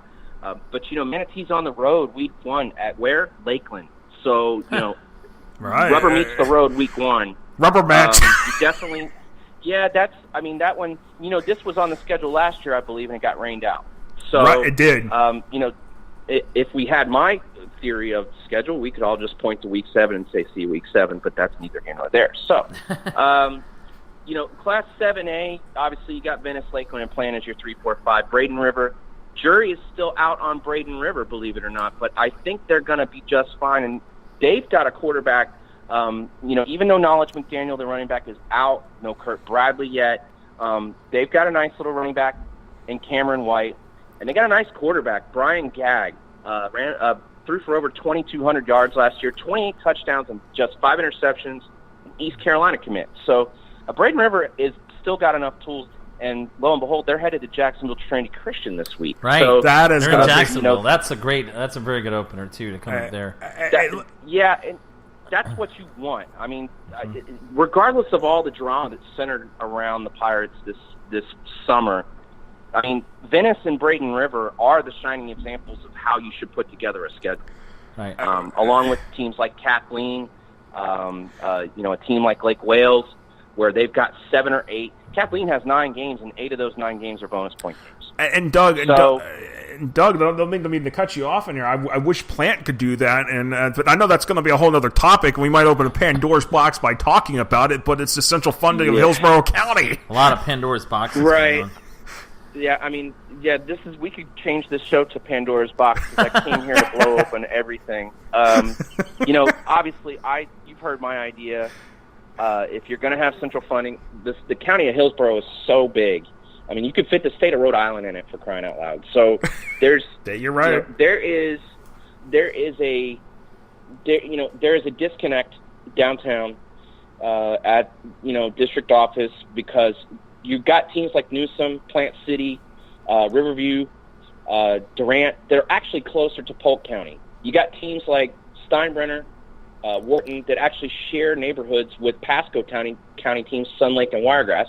Eastlake and Mitchell is a shorter drive than Mitchell to River Ridge, and there are tribals. And right there, what you're saying is that new rivalries that should be there are not there. Right, and notice there were 3 different classifications of teams in there, but you've only got a disparity of maybe 400 students from your smallest school to your biggest school between those 6 teams, and you've got neighborhood rivalries and your gates. You're now putting more money into the gate, which now you can get just as much cutback as if somebody like Leonard was traveling to Alonzo. It took me 2.5 hours to get from Port Richey to Brandon last Friday. I believe it. I believe it. With that, there's a, I think the underlying theme on top of Pandora's box is that we need to get better at geography and utilizing it a little bit better, because I think, when you put teams that are closer to each other, and keep in mind, Eastlake, Mitchell, Sun Lake, Steinbrenner, Wiregrass, Wharton are all of equal strength. Right. And those 6 teams would battle it out, and you still have half your schedule to move on to play the other teams that you would want to play. I put together a couple hypothetical situations where Mitchell would have those 5 teams, plus being able to play a River Ridge, a Zephyr Hills. They should be playing a Hernando or a Nature Coast. Those are quality teams, even though they are 7A size. It's still there's still the masses that have kind of plugged up the schools in Hillsborough and Pinellas are starting to finally shift. The demographics are shifting. They're shifting north to Pasco, and you're starting to see some of that bear fruit, because you're going to see a much more improved Sun Lake team this year. I think River Ridge, they host Pinellas Park week 1, which isn't an easy task by any stretch of the imagination. But staying in that 6A class that Mitchell's in, I see you have Largo as an honorable mention. They lost Jacquez Sorrells, who was a top 50 in the nation defensive tackle. He transferred to Winter Park. So, whoa. That's quite a trip. Largo to Winter Park, huh? Yeah, that's not an accidental. Right-hand turn at Albuquerque like Bugs Bunny once said. Right. But that's you just don't happen upon Winter Park if you're in Largo. We thought he was headed to IMG, but that one has been kept closer to the vest. I think the CIA and the FBI are both blushing at how well that one was kept under wraps. So, no Jaquan Hares, no Logan Dublin. But they have Javion McCluster, and they should be able to challenge Clearwater. They should be just fine. They got a big test. They got blown out at Jones last week, and that was just not going to work well for them if they come with that same mentality. But I believe that Marcus Pascal is going to do just fine at Largo this year. I think they're going to be very competitive and push for that district title with Clearwater. Chamberlain is a team. Chamberlain's a top 5 team in Hillsborough County, in my opinion, with Bloomingdale pulling up the ranks. At number 5, and lo and behold, we get Chamberlain at Bloomingdale next week. Tyler Riddell, 2,400 yards, 30 touchdowns, 4 interceptions. Quadre Hearns, Javon Williams, Chamberlain, Jason Lane. What he done? He has resurrected the sleeping giant that is Chamberlain. That is a school that has always had some serious talent walking its hallways, and it just couldn't get them out in pads for whatever the reason being. So. It kind of reminded me of my alma mater, DeLand, for the longest time. And you just had this massive amount of talent, and for whatever reason, you just couldn't get them out there. Lake Gibson and even a Lake Wales. They've got a tough task. They got Jeremy Bell, who's from my neck of the woods, played at Mainland with Travis Rowland and all those guys. He is defensive coordinator at Treasure Coast. They're coming up to Lake Wales. Lake Wales is Shail Garnett, big kid, 6'2", 205 pounds. Keep an eye out for him, and running back Johnny Richardson. That's going to be, those are teams to watch. Now, in 5A, I also think, I think Jefferson's a good call. I think let's not sleep on Jesuit. Even though they lost to, I couldn't believe my eyes. I thought it was baseball. They lost to Gaither 7-4 in the preseason. What? That was a score? That's a soccer score, maybe, too. They stranded runners on second and third, and the pitcher just, ball. That'd be a pretty good baseball game normally too between Jesuit and Gaither, yeah. But absolutely, that'd be a really good baseball game. You took the words out of my mouth, Marty. That's definitively one of the better baseball matchups you can get in high school in the Tampa area. So, but let's not sleep on Zephyr Hills or River Ridge, and I'm not talking about those guys making a move necessarily towards Orlando, but I'm talking about those teams are good, solidly built football teams that are going to give people problems, and they're going to do really well, and I expect them to be in the postseason. Something going on in 4A, fellas, with South Sumter, and I want you to listen to me on this. Now, they went 0-9 last year. I know you have Denellen and Avon Park in our area as honorable mentions, but I want you to hear this. They finished with 27.67 points at an 0-9 schedule, all right, going 0-9. Wow. There were 9 teams that finished with lower averages than them. With 9. No wins. Wow. So, with no wins. So South Sumter is a much, much improved team this year. I think that if they can get to 5 wins, those teams, with only 1 or 2 of those teams really falling off, I don't think Crystal River's got what they need underneath the hood. I don't think Leesburg's got what they need under the hood. But, that's a manageable schedule for South Sumter. If they can get to 5 wins, watch that turnaround what Ty Lawrence does this year. I was thoroughly impressed with what they did to Wildwood last week. I mean, Ty's a heck of a ball coach. He's one of those Inman Sherman on the tree of Inman Sherman, who was the longtime Raiders coach for South Sumter and put South Sumter on the map. And the thing. I mean, there's games. I mean, they've got Mount Dora on the schedule, and I think they can beat Mount Dora. Mount Dora went through a coaching change over the off season, and again, you're absolutely right. That schedule's a little bit more manageable. I think they also can beat Trenton this year. And I think Trenton, in that case, Trenton is not going to be the same Trenton ball club they saw last year.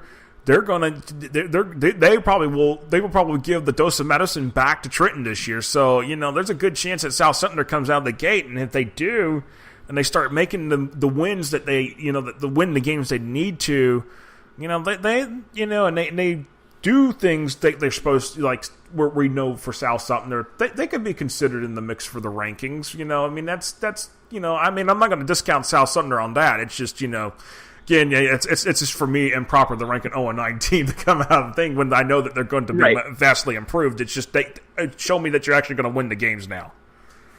Now, and keep in mind, on paper, they played a stronger schedule than Booker T. Washington, and if you want to use a reference point, Booker T. Washington finished 4-5 last year with a point total of 35.44. So, in theory, if you're, a South Sumter, I could easily see them slipping in the back door and getting into that 8 seed with 4 or 5 wins. I think that's just something to kind of. That's one of my dark horse type deals. But I really think that the Raiders might be doing something in Class 3A. I think it's CCC and everybody else in our area.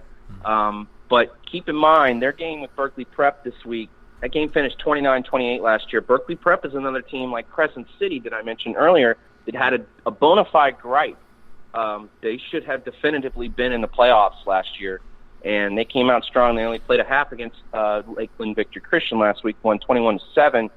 But, Tampa Catholic is a solid honorable mention. CCC really, truly is the class of 3A around here. I expect them to get to Orlando. I really think that they can get over the hump. Class 2A, Victory Christian, solid choice as always.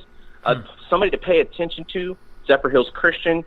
They have a bye week this week, but Tallahassee North Florida Christian comes calling next week. So we may get a verdict on them sooner rather than later.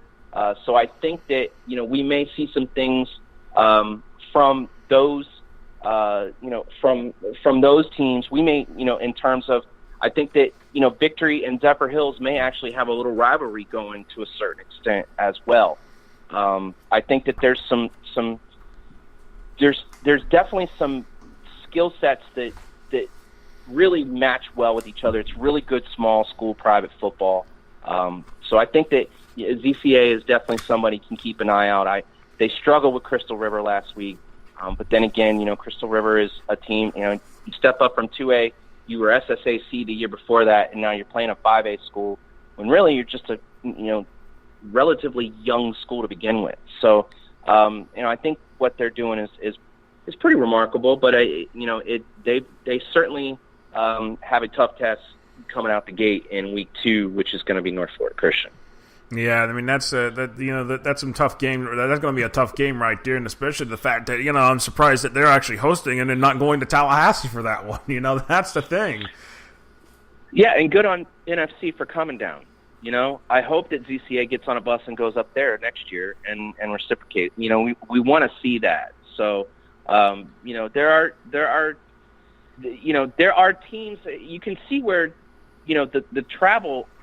What these teams travel in the regular season is 3-4 times the amount of what they would travel in the playoffs. So, I think that, to circle back with the playoff talk that we had earlier, I think that we can definitely get to a really fun spot. I think these 1A through 4A playoffs are going to be really super fun this year with the new format. Yeah, definitely. I mean, that's going to be fun. And by the way, Doug, how about this? We were talking about this earlier. Well, let's go ahead, because Doug did mention in a previous conversation. Let's just go ahead and talk about it here real quick. Yeah. Actually, let me circle back. Let me circle back real quick on Clearwater Central Catholic here, Doug. The only problem, since they're in that South region, is Chaminade. That's the only team I could see standing in their way to getting to Orlando. Otherwise, yeah, I fully believe it that they could make a run. Well, I'll throw this out there. They've got quarterback Rory Hicks plus Johnny Newton. They've got Jerwan Newton and Kennedy Roberts, both over 200 tackles combined last year. There is a chip on their shoulder, and I think that this is one of those situations where you play your cards right. At some point it has to click, right? Right. You have to get over the hump. Like, it is out of your control. If you're CCC, you cannot be worried about the fact that you've got to go down south when in all actuality you probably should be going north. It is what it is. You have to play who's on your schedule, and Chaminade is not going to be an easy thing. But I think that they have, as we're talking right now, heading into week 1, right now they look really, really good. So I don't see any reason why they can't go to state semis minimum and then let the chips fall where they may. The thing is that we're trying to sort things out. Week 14, if I knew what was going to happen week 14, I'd go ahead and have those Powerball numbers for y'all. Right. So, absolutely. I mean, where's my chunk of change, Doug? Well, it's buried in the Florida Preps Network. Oops. So good job, Doug. Good job. It's all good. Tease. I had to go there. Tease. All right. So some really good games that I would be remiss if I didn't say, because I want to tickle the fancy of some of our Heartland games. I really hope some people go out to see Hardy at Fort Meade. Frostproof may be Fort Meade's quote-unquote biggest rival. That series is 7-6. The last 13 games. It is a really hard-fought, and both schools represent their only school in town. That's quintessential small-town Friday Night Lights football. I think that's a great Week 1 rural matchup. We've already mentioned Berkeley, Clearwater Central Catholic. Braden River at Trinity Christian is a good game. I expect Trinity Christian to pull away. We've mentioned TBT Armwood. Dunbar at Charlotte. Dunbar's coming to Charlotte. Charlotte is only 2 years removed from a state semifinal when Malik Williams, who's now at Arkansas, was running the ball. What a beautiful running back that young man was. They've got some pieces that they could do some stuff. Last year they ran into a buzzsaw with North Fort Myers. Fort Myers and Palmetto were some other losses that they had, and Dunbar was one of those losses. But, Dunbar's got to replace a lot of talent. So while they have a very talented squad, there's going to be some experience. And I saw where Pinko's actually had that game essentially a pick-em. So I really think that game is a get your money's worth. Hillsboro's at Plant. Now, last year was the closest that Hillsboro has come since I can remember to beating Plant. That game was played on a monsoon at Hillsboro High School this year. If it happens to be played in a monsoon, it's going to be on turf at Dade Stadium. I mentioned that Charlie Dean, he was at Tampa Catholic, then he was at Plant, and Tucker Gleason from Eastlake shows up at Plant. Charlie Dean's off to Hillsboro. Hillsboro was very impressive. They were up 29-0 on Eastlake. That score 29-23 is what it is, but I can't unsee the fact that Hillsboro was up 29-0 in that game. So there could be something funky going on there. You never really know. Plant has owned this series, and Tucker Gleason is a Dane Franson 2.0. In fact, he's bigger than Dane Franson, and I think he's just a better thrower as well. But he is just a beast, 6'2", 200+ pounds, and he runs the ball with authority from under center. So Plant is like a freight train. They're going to get rolling. They got Armwood week 3. That game is always anticlimactic. So, Hillsboro Plant's a very solid week 1 matchup. And then we got a funny little game with Wiregrass Ranch at Zephyr Hills. And I'll tell you, this game had 50 points in the first half last year. They didn't score until the last 2 minutes of the game, Wiregrass did, to go up 29-28. Zephyr Hills drives the length of the field to the goal line. A comedy of errors ensues.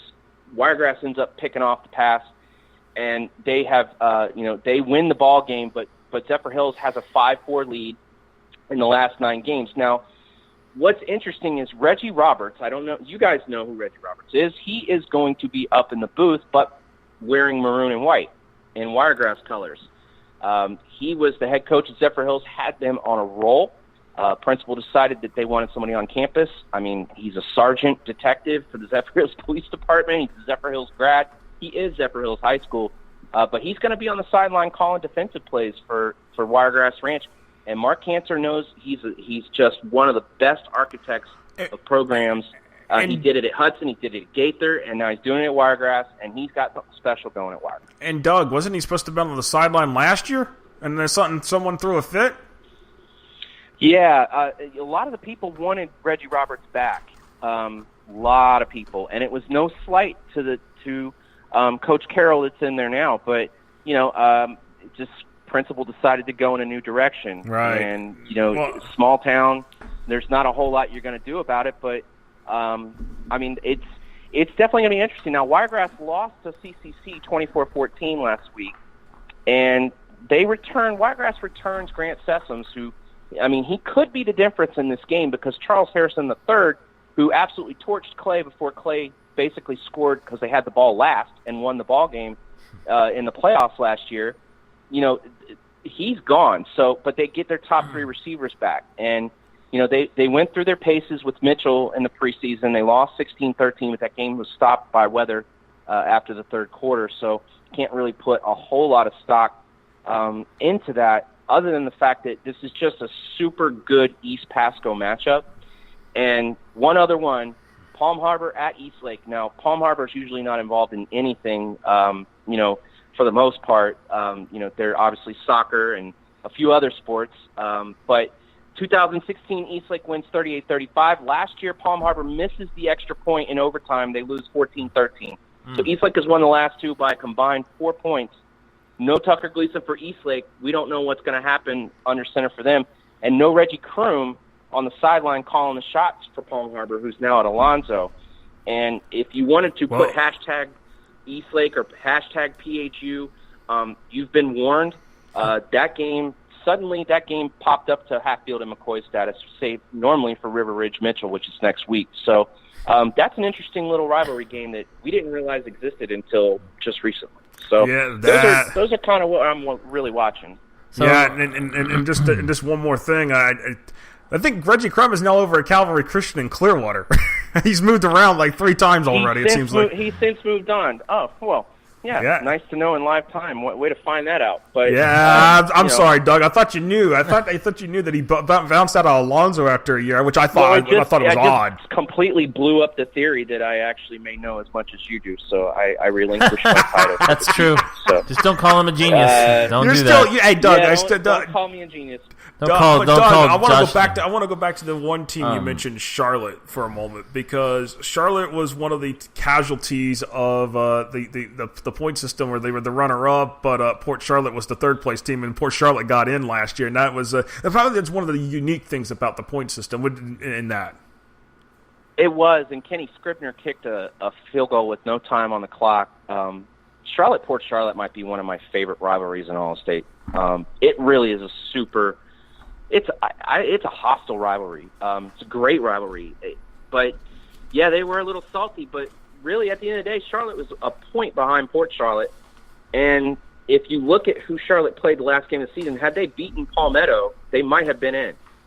So you got to take care of business, and especially if you're in 6A South. I don't care if you're Region 3, that's away from those Miami schools. You've still got to deal with Naples and North Fort Myers. Right. Take care of business. And Fort Myers. All and teams to which they lost to last year. So, there's, and every now and then a Barron Collier starts to pop up. The price of admission to a ball game is going up down there, and it's worth it because Southwest Florida is starting to come alive. And you mentioned Charlotte. That whole area, basically from Sarasota down to Punta Gorda, northern end of Fort Myers. If you're a UCF or a USF fan or a MAC, a Mid-American Conference fan, you better be paying attention to the schools in that area from the Cultural Coast down to Naples, because that's where half of your talent's coming from.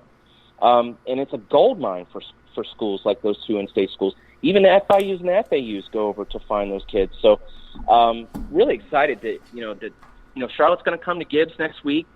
They've got Palmetto again on the schedule, and they've got Venice in week 3. So it's not very easy out of the gate for the Tarpons, but I believe old Binky Waldrop, who just celebrated a birthday on Sunday, I think he's up for the challenge. He's got a typical looking Charlotte team, which usually is good for 7 or 8 wins. Yeah. So.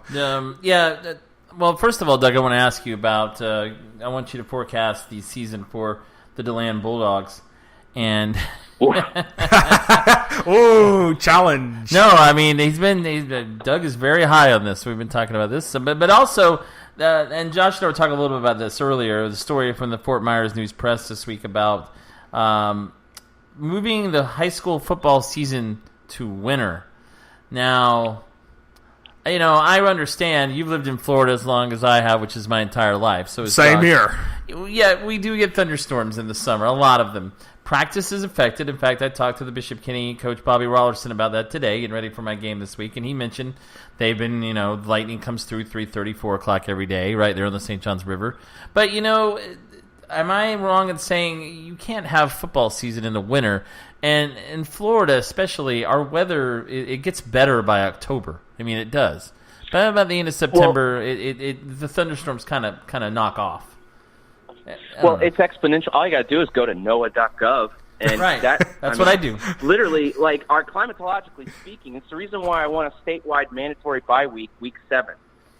Third week of October. Right. Because it all goes away. And if you have a cancellation, look, we had our state champion in one of the classifications begin the playoffs playing 7 games. We had another team make the playoffs with a 3-4 record. That's unacceptable. Lake Placid made the playoffs with a 3-4 record. It's not their fault. I'm not faulting them for that. But I'm saying, you need to have it set up, and it starts with your calendar.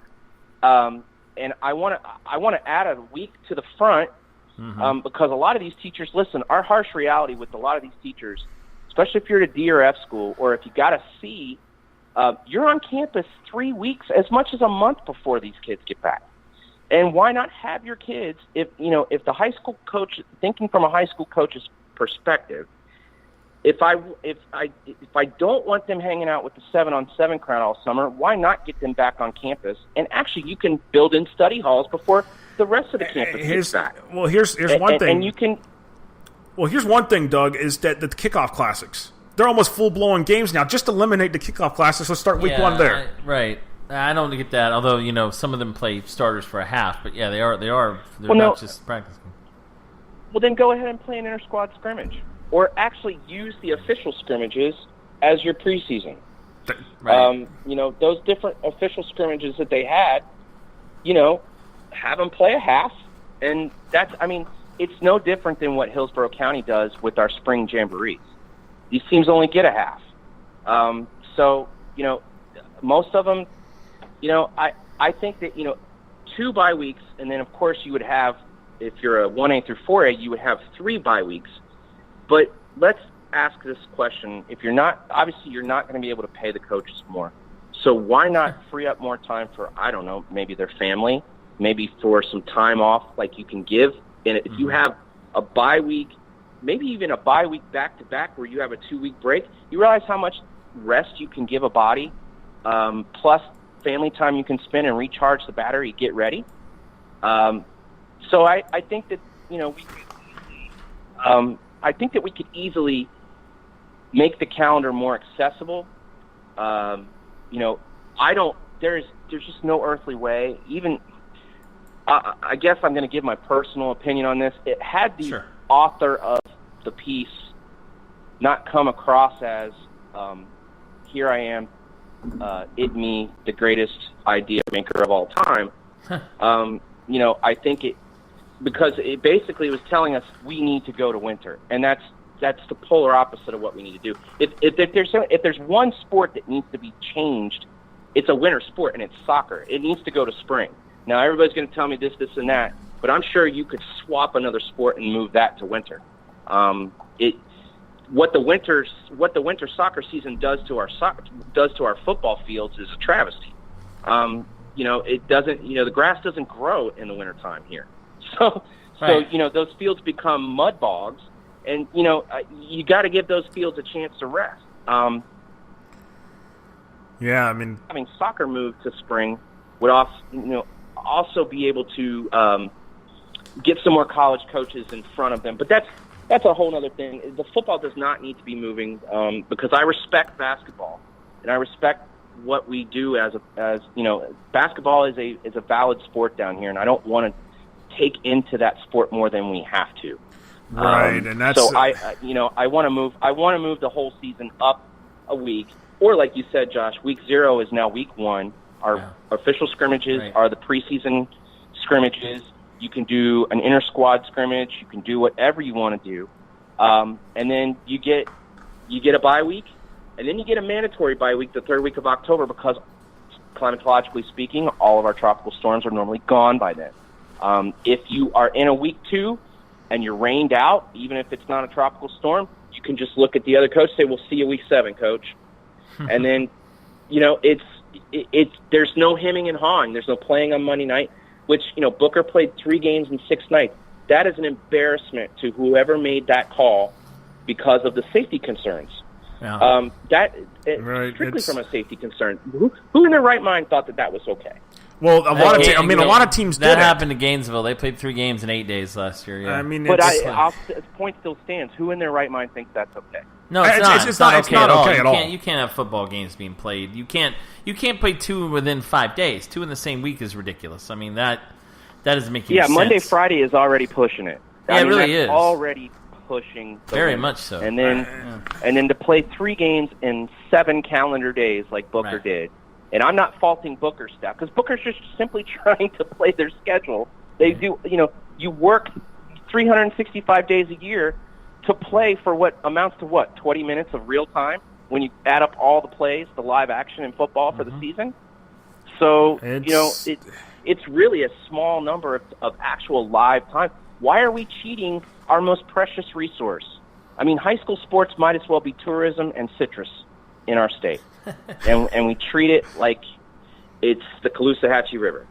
So, it's, wow. Man, Doug's just pulling out the analogies tonight. Real good. All kinds of red tide. well, and algae think about it. and- We're the most important state. I don't think it's hyperbole to say that we're No. probably the most important state in terms of supplying talent to the Right. to the Absolutely. colleges and professional leagues. No, it's- California and Texas can stake claim to certain influences, but when it comes to high school football and quiet as kept high school baseball, we are the plug, as the kids would say. The NCAA has already shown it that we send more Division I talent than any other state every year, and we're the third largest state in the country. Let's just put that there.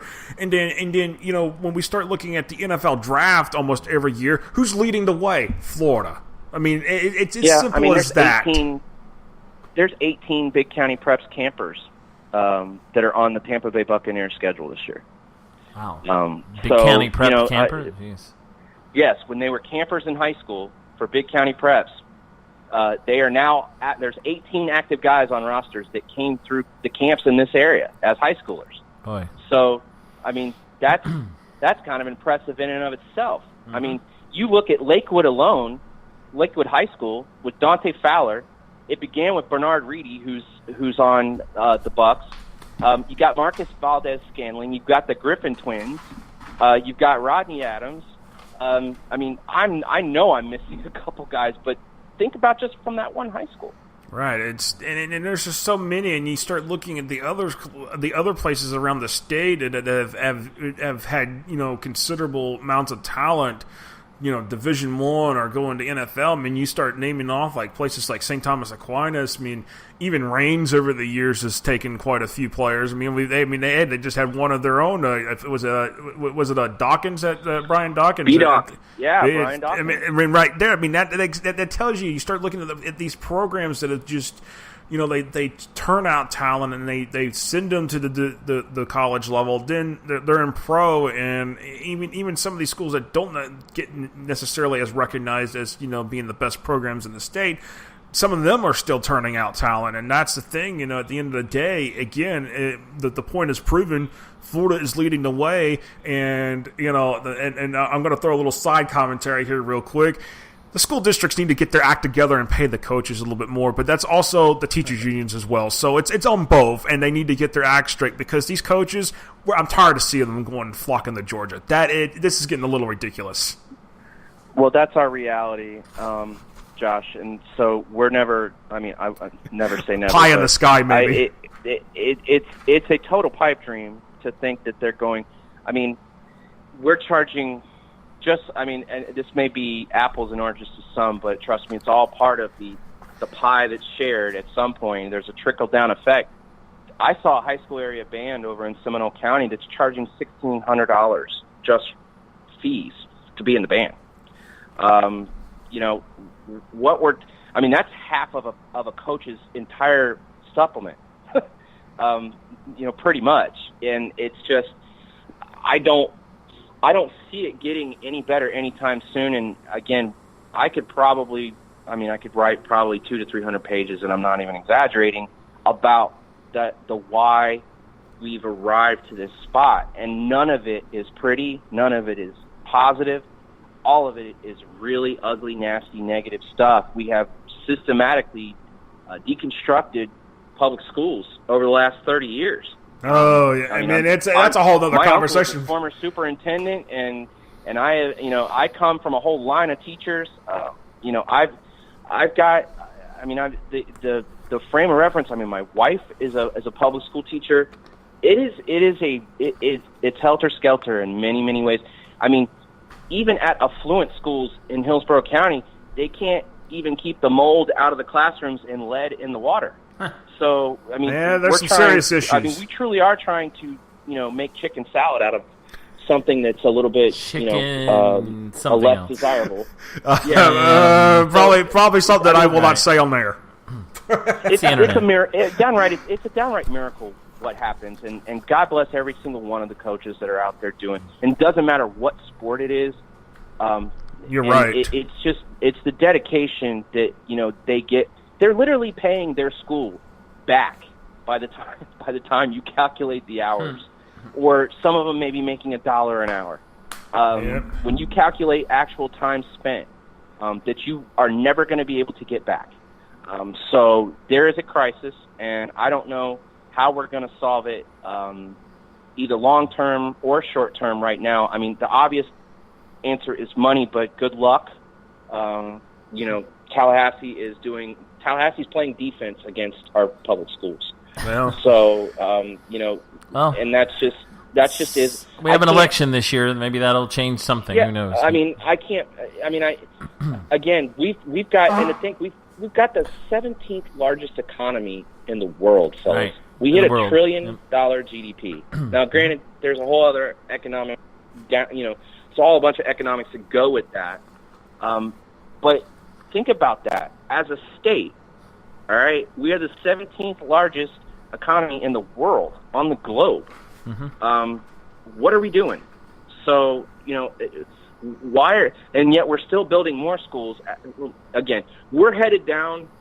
I would love to talk about the DeLand Bulldogs right now because I don't want to go to bed angry. You're never supposed to go to bed angry. We'll talk about it. Let's talk about it. Let's transition real quick before we're getting into world issues here a little bit. So let me do the Mike Francesa, the Ova, Under, Mainland, Seminole, Deltona, Mandarin. All right, so Mainland, Seminole, Deltona, Mandarin. That's a good four stretch game. Mainland is, I don't think Pecos had it as a 24-point spread, I guess, for lack of a better description. I would take DeLand. I mean, if we were doing hypotheticals, DeLand's covering 24 all day, every day, and twice on Sunday. I don't see them losing by 24 points or more to Mainland. I really see a very close game. Now, the floor for DeLand this year, I'm giddy about how good they appear to be right now. The floor for them is 7-3. The ceiling is 9-1, and that's going to require the ball to bounce their way to get to that 9-1 because it's no cakewalk. And Sandalwood is a contender. Mandarin is a contender, but I really believe that district championship's coming down to the Flagler Palm Coast game, and wouldn't you know, it's an ex-Mainland guy providing the antagonist against the Bulldogs in the form of Travis Rowland. He is just in my book, he's one of the best coaches in the state of Florida, bar none. Period. So I thought that Flagler Palm Coast hit a home run with them. I think DJ Mayo at Atlantic is going to make some noise with them. What Coach Allen has got in front of him this year, dare I say it now, granted, I do not have expectations of him making it this far as of yet, but on paper, and this tells you how bad things have been for pretty much the last decade, on paper, this appears to be probably DeLand's best-looking team since that 09 team. Yeah, definitely. But that's where the comparisons stop, because I'm not going to – that team was an absolute juggernaut. So, I'll stop there, and I'll take off my green and gold glasses at that point. I think realistically the Dogs go 7-3. I would love to see them go 8-2 and land like a 2 or 3 seed. It's just going to be really tough. With all they've got, and especially 8A, I think people need to put some respect on Class 8A, especially 8A North. Yeah, that is just an absolute juggernaut. And Wekiva, and Winter Park may have gotten blown out by Edgewater, but you got to believe that those transfers. Sorrells was one of 6 transfers, high-profile transfers. Peter Hayes Patrick from Timber Creek is over there now. So you've definitely got some players in the mix there, but whenever when you've got the likes of Apopka and Wekiva and not Dr. Phillips, but Seminole, who will still be just as good, Brantley, who will be an improved team. I mean, that Region 1, Winter Park is in that region, Flagler Palm Coast is in that region. Region 1, 8A, I mean, that's Murderer's Row. And so, I mean, 8A period is just a, and even then it doesn't hold a candle to Class 7A. Yeah, definitely. So Class 7A and then Class 5A, every class has its own characteristic, but Class 5A just might end up being the best one of them all. Right. So from top to bottom. So let's just go ahead and get this season kicked off already. Right. So that, let's do that. All right. So that we can just. Tomorrow night. Let's get it kicked off, and hey, at least we can send Doug to bed happy right now. Yeah. And hey, Doug, I hate to cut it short, man. I wish we could keep going, but we got to get a couple other. We can do 2 or 3 business, hours of this. I know. Get a few other things taken care of business and pay the bills and all that. And we'll have you back on again during the season. Appreciate your time, man. Good, always talking to you. Sounds great, fellas. Sounds great. Talk to you guys soon, and best of luck, and be hollering at you. All right. Thanks, Doug. Appreciate it. Appreciate it. Talk to you later. Bye. Right. All right. That was Doug Pugh from Big County Preps, contributed to Big County Preps, and man, that was a good conversation. I'll tell you that. I tell you, we could do a show with him for about 3 hours talking about this stuff, I think. And that was just an hour. It was nearly an hour. We didn't really get into everything, but yeah, that's we had some good debate right there. Big County Preps. Him and Preston Jackson running the show there, and they do a great job. And they cover a lot of area. That's why it's called Big County. And they cover Hillsborough, Pinellas, Pasco, down into Manatee, into Sarasota, that area over to Polk County as well. So good to talk to Doug. And we are going to a break, or we're done? Yeah, we're going to go to a break here. And we're almost done. It's 10:30. But I've got to talk about this thing with Palm Beach County here after we come after that, because that is one thing I did say I want to talk about, and it's definitely I want to talk about this because it's not beautiful in my eyes, and I'll explain more about why I think the Palm Beach County School District knee-jerked for this week and maybe potentially the season after we come back here from a break here on the FloorHSFootball.com radio show.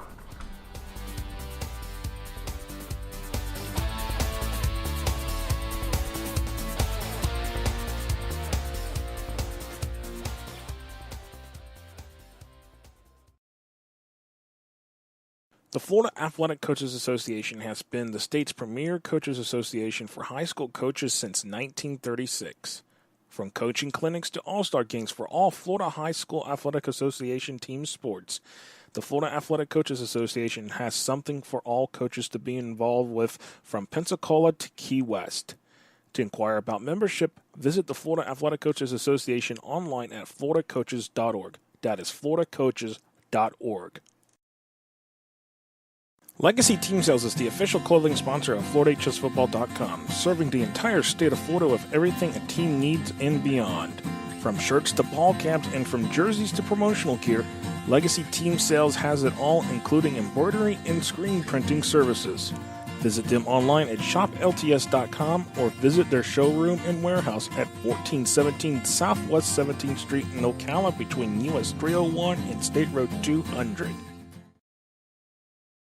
FloorHSFootball.com is a proud media partner of the Florida High School 7v7 Association.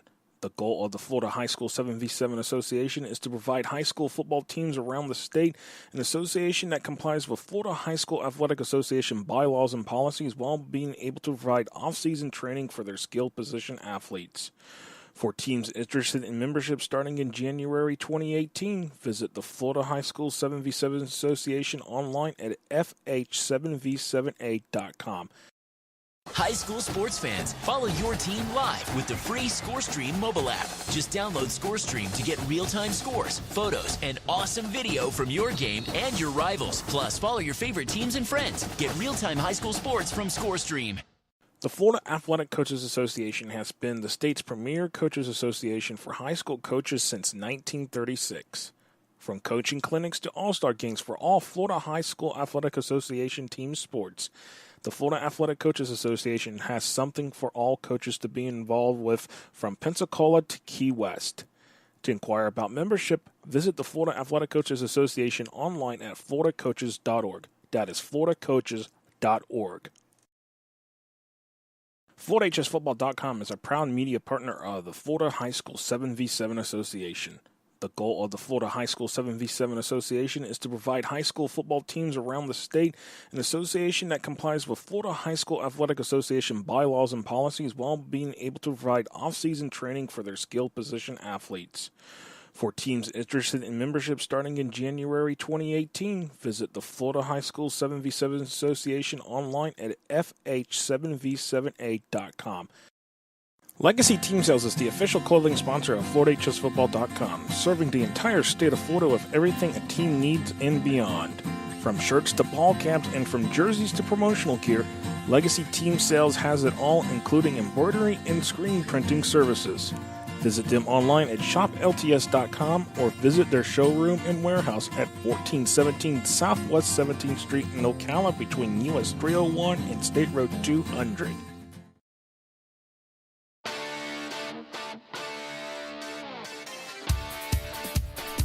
All right, and welcome back here to the FloorDateChessFootball.com radio show. Josh Wilson, Marty Palman.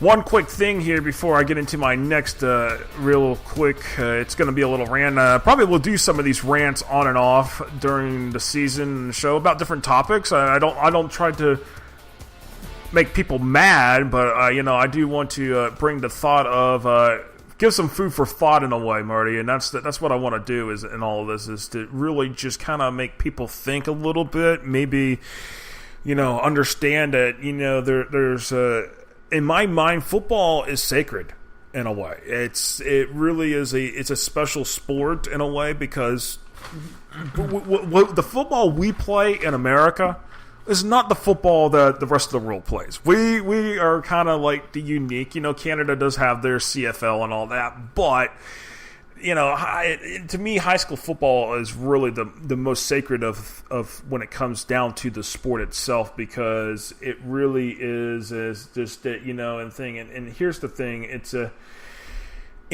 whole thing is. There's traditions, and some traditions over the years have totally been, they've gone away.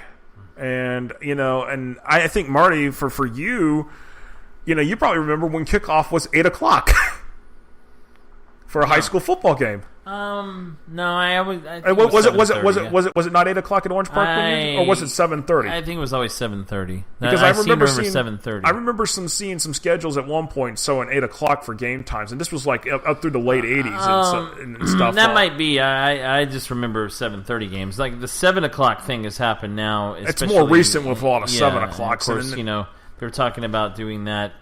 At moving the kickoffs up to 5 o'clock down South Florida now. That's what I'm going to talk about here. But no, I don't know if it was 8 o'clock. I think 7:30 seems right. But now over in Duval County, they all play at 7 o'clock. Yeah, most in thing and this is I gotta appreciate it. I know that my one super awesome friend Charity, she's been really. She's been listening tonight, and I've been texting her and a couple of things, and this thing. And I told her, I said, "Hey, I'm going to talk about this." It's so much the thing with Palm Beach County.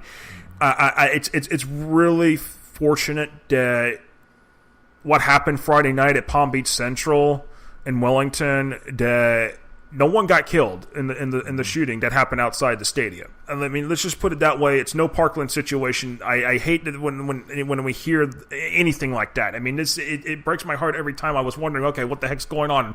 When I first saw the news, and then it finally kind of, the situation kind of,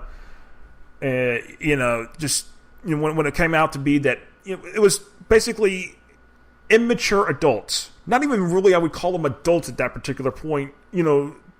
A dispute, and they thought the best way was to settle it was by pointing a gun and firing it off, and then scaring all the people out of the stadium. Making the teams find cover. It's not an ideal situation. Now, no. What has happened here is the Palm Beach County School District, they've really put the safety measures, and I think every school district, every school, I don't care where you're at, if you're public, private, charter, whatever you are, you need to have the safety measures anyways. I don't care. It's just a day and age. It's the way things are.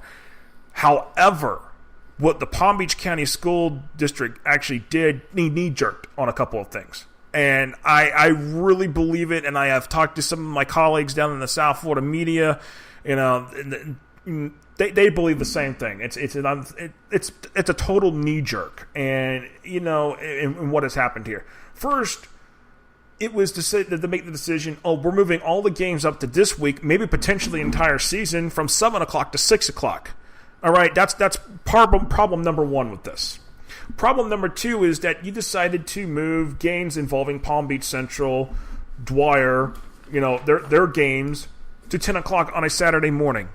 And they decided to come out and announce all of this all at once on a Sunday night. Well, I'm just going to say here real quick. Okay. No one looked at a calendar. No one. What do you mean? Because no one looked to see what the calendar was. This coming Saturday is the first SAT test date of the school year.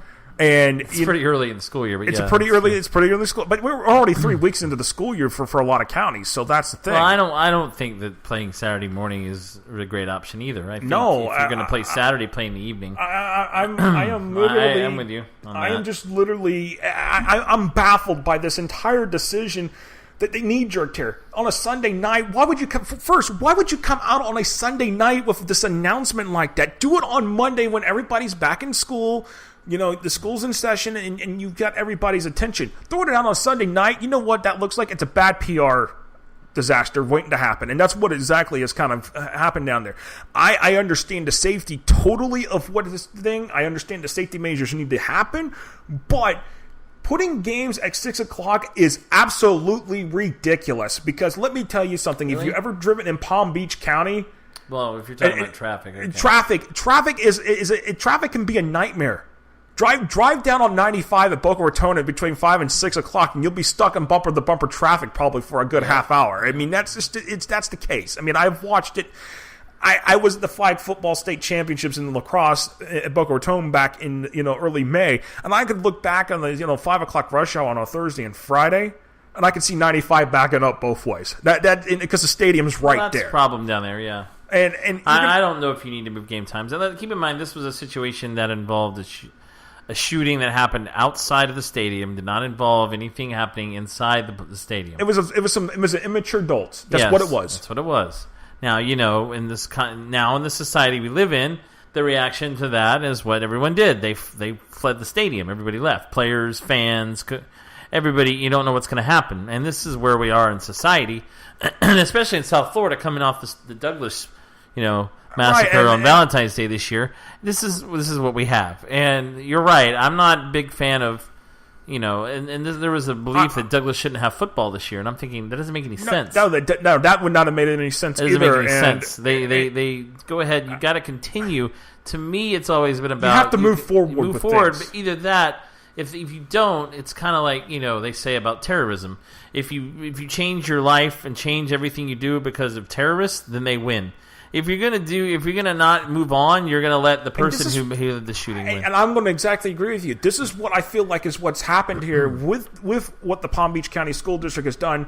Has basically, all right, well, because 2 or 3 adults couldn't be mature enough to handle their business away from a school and bring a gun on campus, which we all know that they're not supposed to. Right. But that's here nor there. The whole thing is that because of them we're gonna mess up everything else. And you know what? Let me tell you something. There is a big difference between a 6 o'clock game and a 7 o'clock game, and that comes down to the gate. And I'm telling you right now, this is going to cost a lot of these public schools gate money right off the bat, because you know what? A lot of people get off at 5 o'clock during rush hour traffic. They made some people have to drive across the county, from the north end to the south end an hour. I mean, Palm Beach County, it takes a good hour to go from north to south, or even going from east to west, it takes a good hour, maybe even an hour and a half in the county, because Palm Beach County is just so big. I mean, it's just, and to be honest with you, now you're also potentially interfering with, if you're making this a set in stone thing for this season, you're potentially, when these teams that are coming from out of county, what are you going to tell them? Oh, now you have to be here at 6 o'clock? Come on. Yeah. I mean, come on. I don't see this being a long-term solution. I think this is something that we're going to have. It's not the solution. It's not the answer. The answer is the safety measures they announced. Right. That is the answer. That is the final answer that should have been. Not moving the game times. Right. Not interfering with other things going on. Not interfering, and then having the coach at Palm Beach Central sitting there and saying, hey, half my team has to work, or they're taking the SAT. And half his team does work. They do have to, the kids are making money to pay their way for certain things. I mean, this is just utterly ridiculous. And you know what? I really hope that the Palm Beach School District realizes that you can't just knee-jerk. You have to consider everything. And coming out on a Sunday night was absolutely the wrong answer to announce all of that. Yeah. That's just a bad PR move.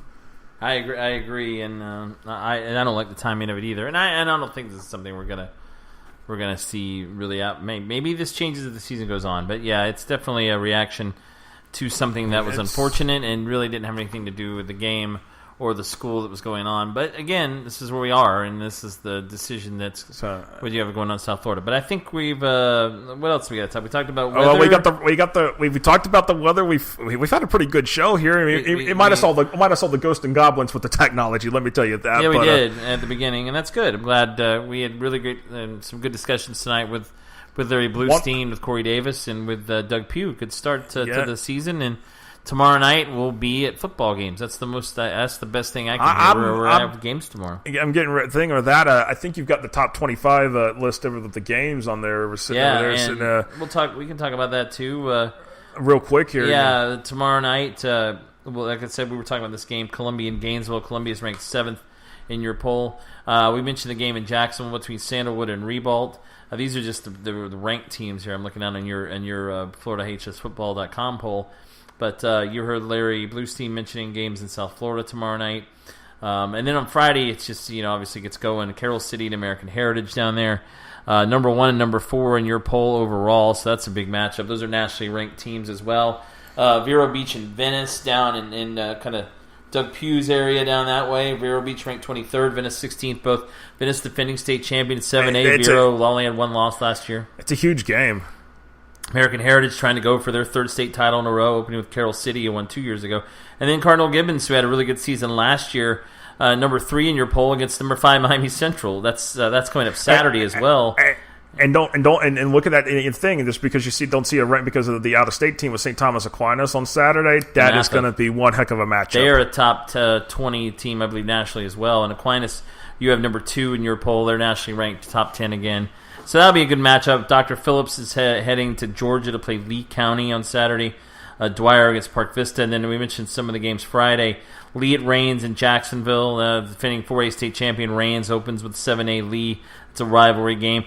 Chaminade Madonna, we talked to Larry Blustein about that. Defending 3A state champ starts with Deerfield Beach. Their first home game under the lights there in Hollywood Friday night. Orlando Jones at Wekiva. You have Wekiva ranked number 12. A team that's really been on the rise. A fairly new school there.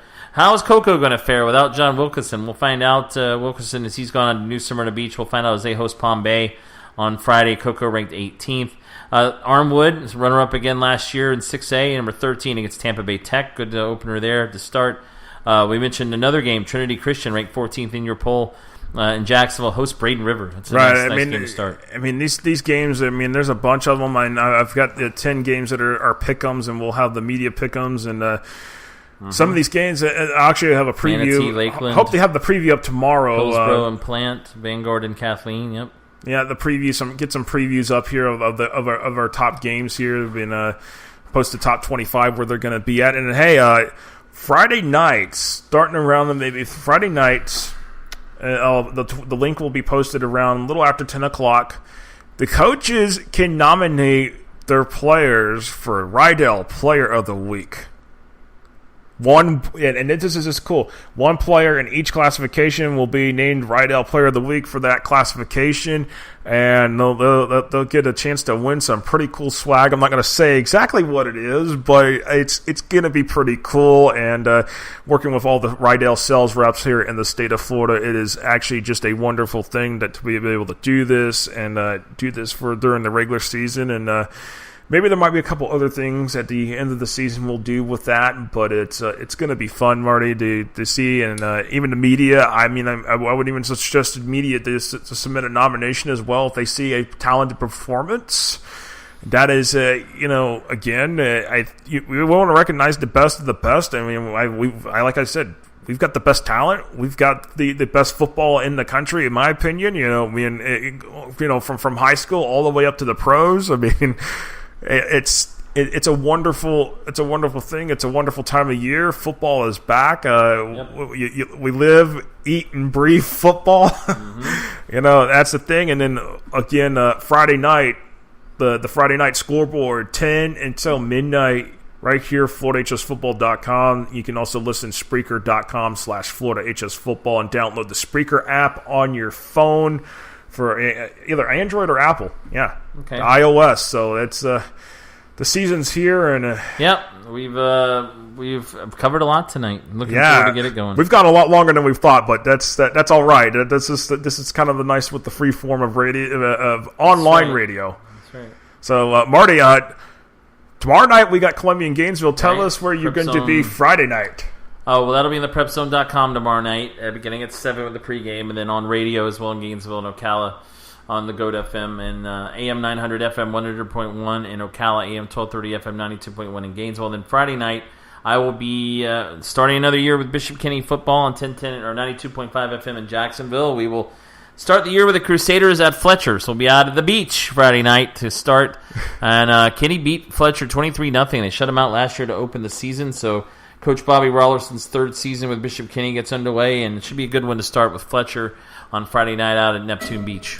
Yeah, that a thing. And I just remember a few years ago, Bishop Kenny was opening with Bartram Trail. They did open with the Bartram Trail. That was kind of right after Nathan Peterman was there, and actually I think Peterman did play, but he did play against them. But they did used to open with the Bartram Trail.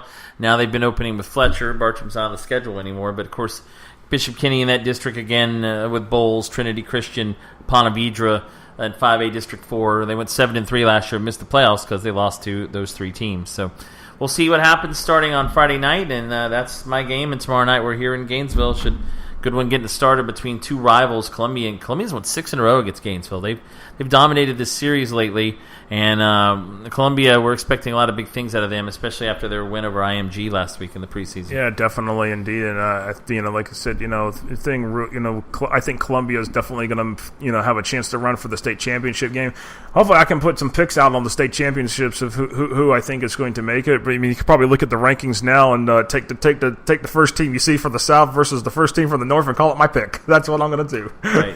That's the way I do the ranking here. That's my pick right there. There you go. It's as simple as that. I think Columbia versus St. Thomas Aquinas. I did call that with Eric Jackson and Jordan Kroger from the Lake City Reporter last week on their little podcast. And I tell you, I said, hey, I think it's Columbia and St. Thomas Aquinas, but St. Thomas Aquinas would win that game just because they're loaded on talent. But then again, that was before they played IMG, and that's going to be the thing.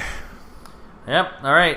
I think we've done enough here, haven't we? I think we have done quite a bit here. We've covered everything we can cover tonight. Yeah, it's been good. It's been great, actually. Minus the thing, but hey, we'll be back next week. Marty, I know you will be trying to do most of the shows. I know you've got some stuff with your schedule. Yeah, and stuff. not with you next Wednesday, but I'll get everything moved around and make sure I'm here as more often than not. But we'll get it all worked out, and I can fly solo. It's the format's set, the table is set. Yeah, we'll be back here next Wednesday. I enjoyed it, and we'll do it again. We'll do some more and get some good guests as the year goes on. Yeah, be back here next Wednesday night, 8 p.m. until 10 p.m.